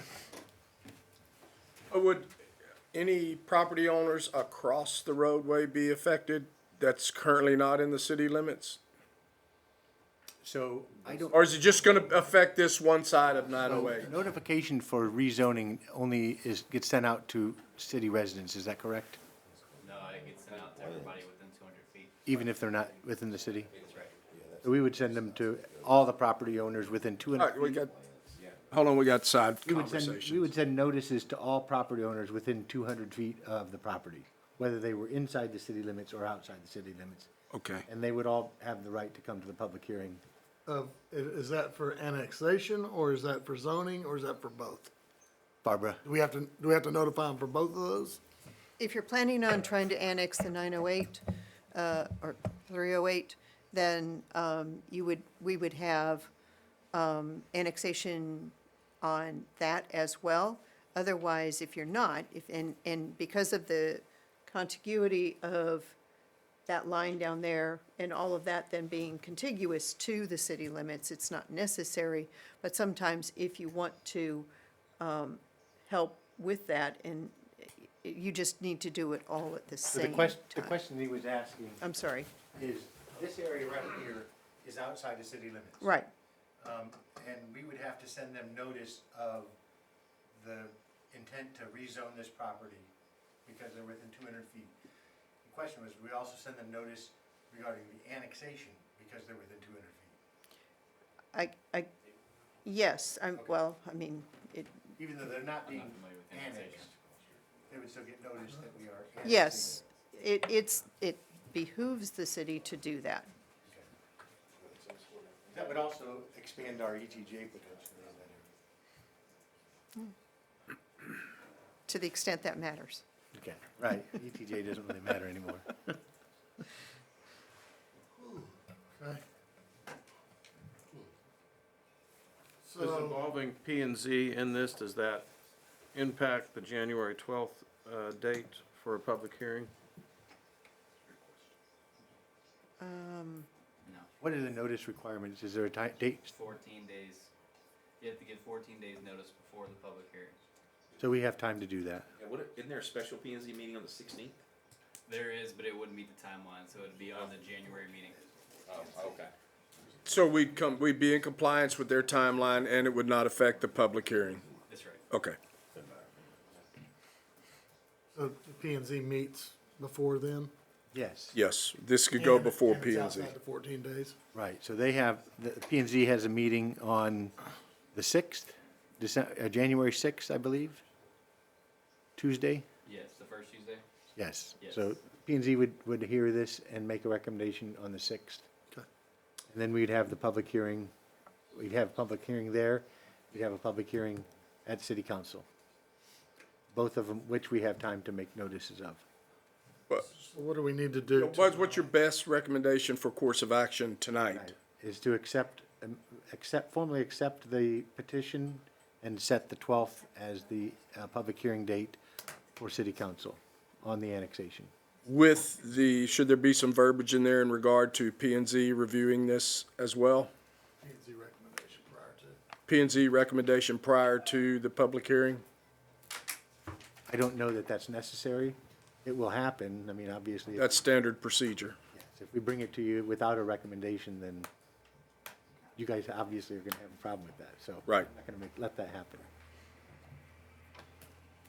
So I will make a motion that we formally accept the petition for the annexation of the property on 908 in discussion, as well as set the public hearing for this for January 12th. Have a motion on the floor. Is there a second? A second. Motion and a second on the floor. Is there any discussion? Being no discussion, we'll vote. All in favor of said motion signify by raising your right hand. Motion passes 6-0. Agenda item number 13, consider and take any necessary action on a resolution for liens for abatement properties. Ben, you taking this one or Tim? I will take it. Welcome back, Ben. Okay, was speaking with the attorney. These are the first liens we've done in quite some time. We have 3 properties that we abated, some high grass, we boarded their windows for them. And then there was one that had a tree fall down on the property, and they could not cut the grass without removing the tree. You'll see that, it's all within your packet. But essentially what has to happen according to ordinance is the mayor will actually file a claim of abatement lien with the county clerk's office. Speaking with Barbara, we felt that a resolution should come before you to accept the 3 abatements. That way you can see line item by line item what it took to abate the properties to make that claim of lien on all 3 properties with the county clerk. Are we doing that just, is it every time one comes up now, we have to bring in front of ourselves, or is it just something new that we're doing to see the resolution? The city currently has a requirement for council approval of liens. It's not had that before. Okay. We could potentially amend the ordinance, I think, to Barbara, I'm asking you, we could amend the ordinance removing the requirement for council to approve the filing of liens, or does it, I've never had that before, where liens came before council. I think it's good housekeeping to bring it. Then to file the lien after you have a. I was just asking to see, is it something new we're doing, is what I'm. Well, and or is you're it gonna like, see more of these, because Okay. the city is active. Start cracking down doing on it. More active, Fair enough. code. Sometimes it's good just so you all I'm know good now, I already what's talked to going on in your areas, in case you start hearing about this with your constituents. I would like for council to continue to have the opportunity to hear these potential liens prior to these liens being possibly enforced. I agree. It's important that, we're in this thing together. We're the ones saying, put teeth behind it. Now we gotta stand behind it. That's We correct. don't wanna hide behind it. We encourage code enforcement to get out and work hard, and they are getting out and working hard, and we're now hearing about it and having an opportunity to support So them. these will be attached, and so if and when this property's sold, then we'll get our money at that time, unless they pay it before then, correct? Yes, they can pay it ahead of time, or it would get paid when the property is sold. And it is in their interest to pay it now, because if the property doesn't sell for 20 years, this lien will actually accrue interest. And so, Have we notified these property owners yet, or will we notify them if the motion passes to place the liens? You have to do a lot of notification before you get to this point. They've So had you've about done that? 4 or 5 chances, yeah. Okay. Yeah, Fair so enough. we're past, because they get notice for the violation. Right. Then they get notice that they have to appear before court, then they get a notice that they didn't appear before court, they get a warrant. And then after that, we'll actually abate the property. So we'll actually go above and beyond and post on the property that we're gonna abate in a few days from a judge's order. Then that time passes, and then we abate it, and then we send a notice with the bill saying we've abated your property. we send them an invoice, and if they don't pay it, then we. and So I will- these 3 property owners have had fair and reasonable notification? They've received at least 5 notifications that I can think of off the top of my head. Certified. Yeah, certified for, yes, for almost all of it. I don't know if the court's been certified, but, Then you guys take it and put it up for sale first, and then, No, we don't. I'm sorry, I missed the question. the city put it up for sale first, give the public a chance to buy it, or? Well, we're not making a claim as property ownership. We abated the property, so then you're setting the price of the abatement through, and So it, the cost is the there. cost. We're not acquiring the property. right. Not enforcing They it. still own They the still own the property. property. If they sold the property, then the city would receive its money back for the abatement. There is a potential for it, depending upon what else happens, for it to go up for tax sale. With the liens on it. And there is some issue, obviously, if that does happen and it doesn't sell for very much, the code enforcement liens are generally third in line. Yeah, property taxes are first, and then mortgages that might be on there have to be satisfied, and then the liens. Are majority of these because taxes are being paid on the property, or what's the? No, these are all because Has nothing to do with taxes. of work. Not relative to taxes. Doesn't have anything to do with taxes.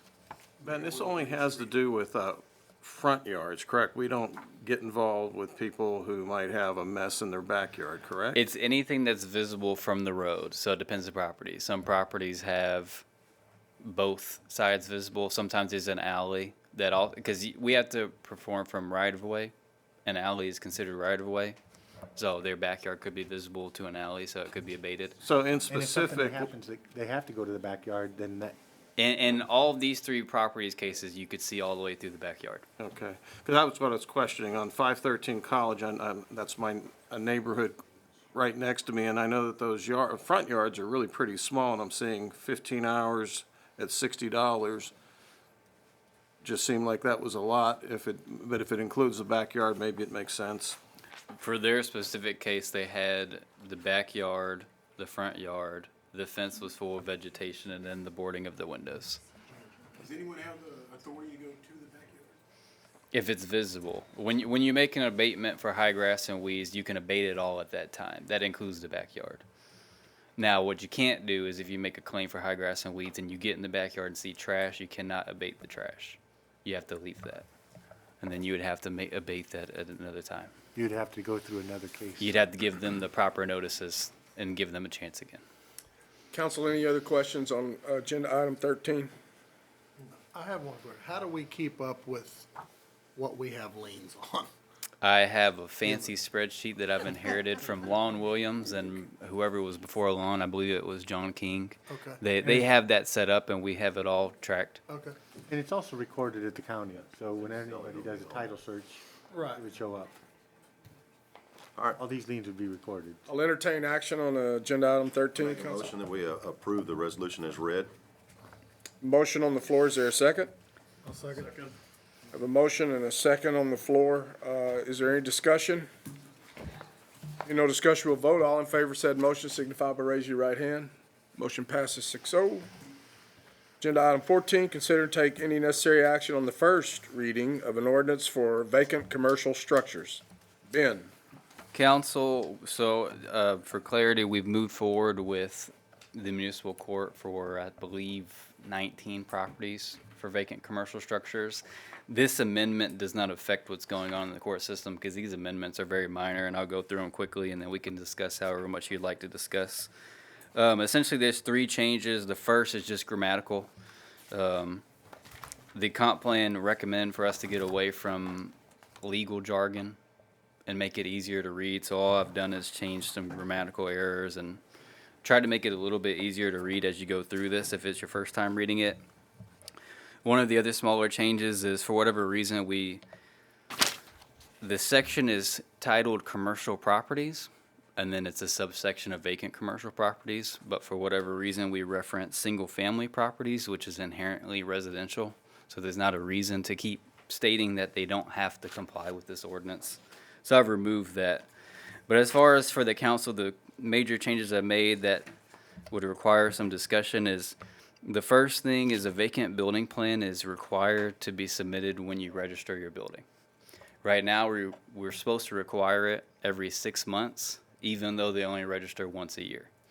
And so in staff's opinion, it just makes sense to claim one vacant commercial building plan every time you apply, which is how it's acted, as Mr. Caffey can attest to it. He submits a vacant building plan once a year instead of every 6 months, which would make more sense to do it that way.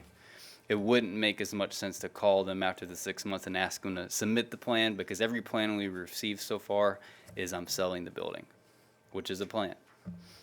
So it doesn't make sense to just keep asking for that. We can keep it every 6 months if you like. I would just recommend to move it to once a year when you get the rest of your paperwork in.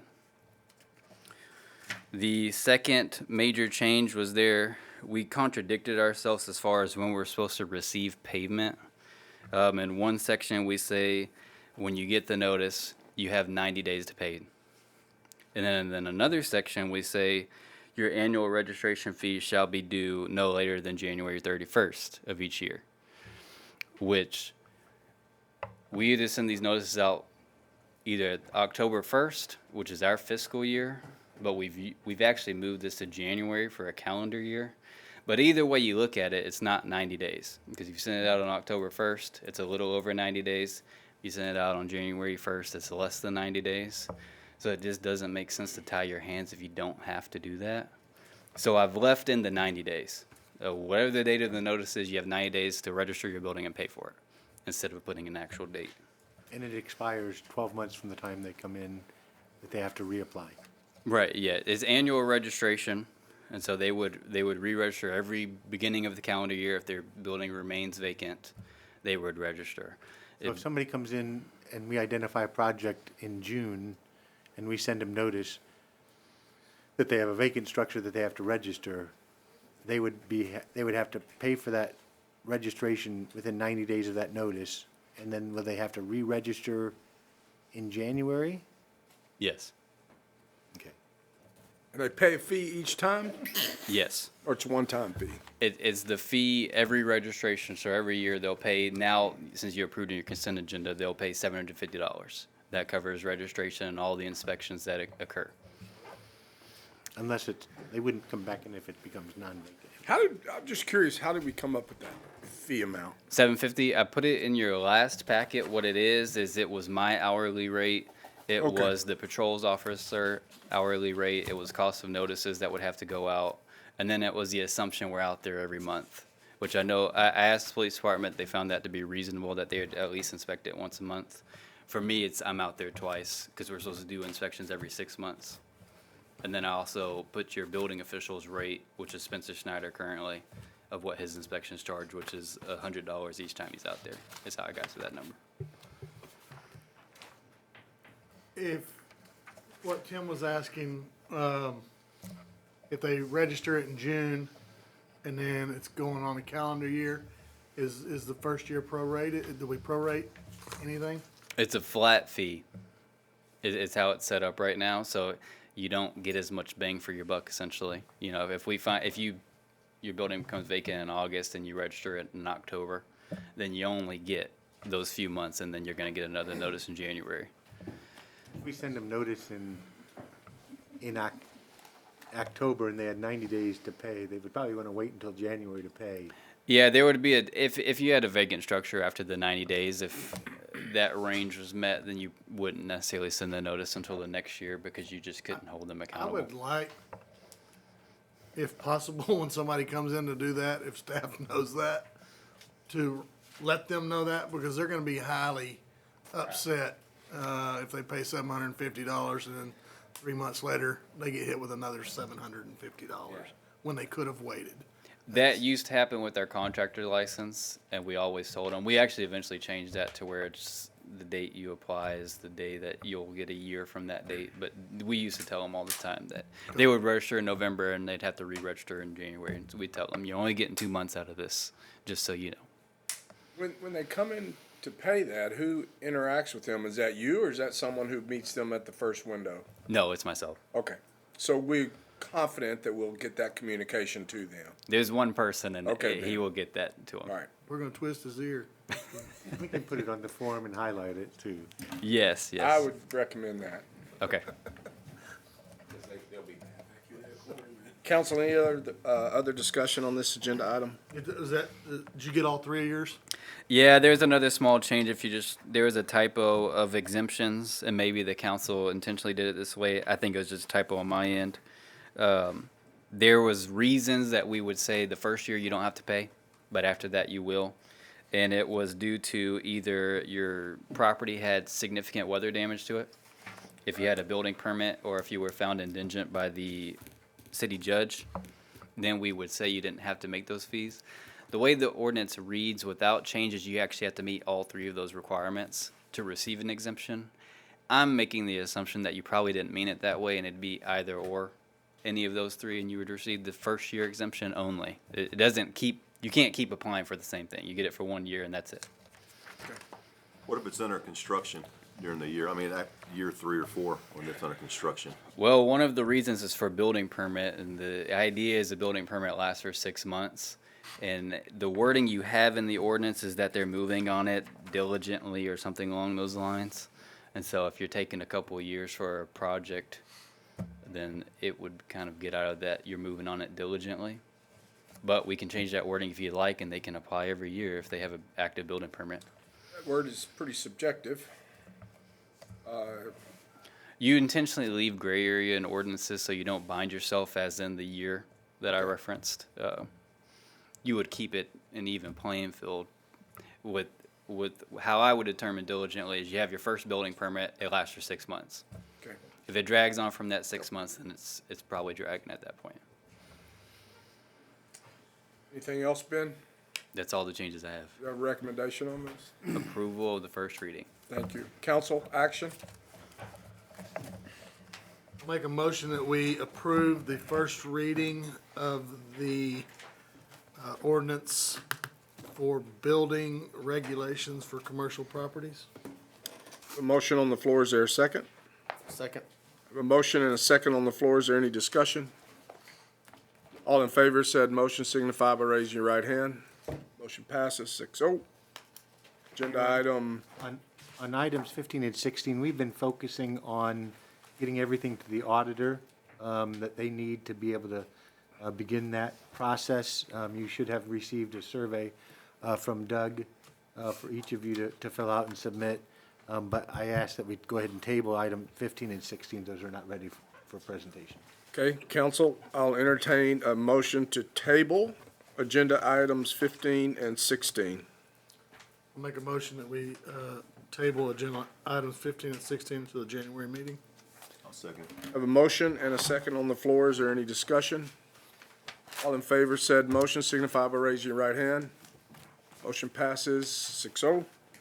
Tim, you had informed me that we may not be required to have an Yes, executive. so in executive session, Barbara does not have anything to update you on. She has not been able to have a discussion with the Fair Association's attorney.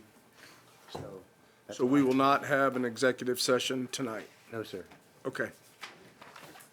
So, council, any other action required during this meeting before we adjourn and go to our special meeting?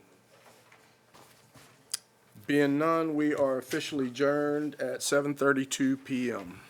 I forgot about the special meeting. I don't have an agenda. It is, Second reading of item number 12 from the previous meeting. yes.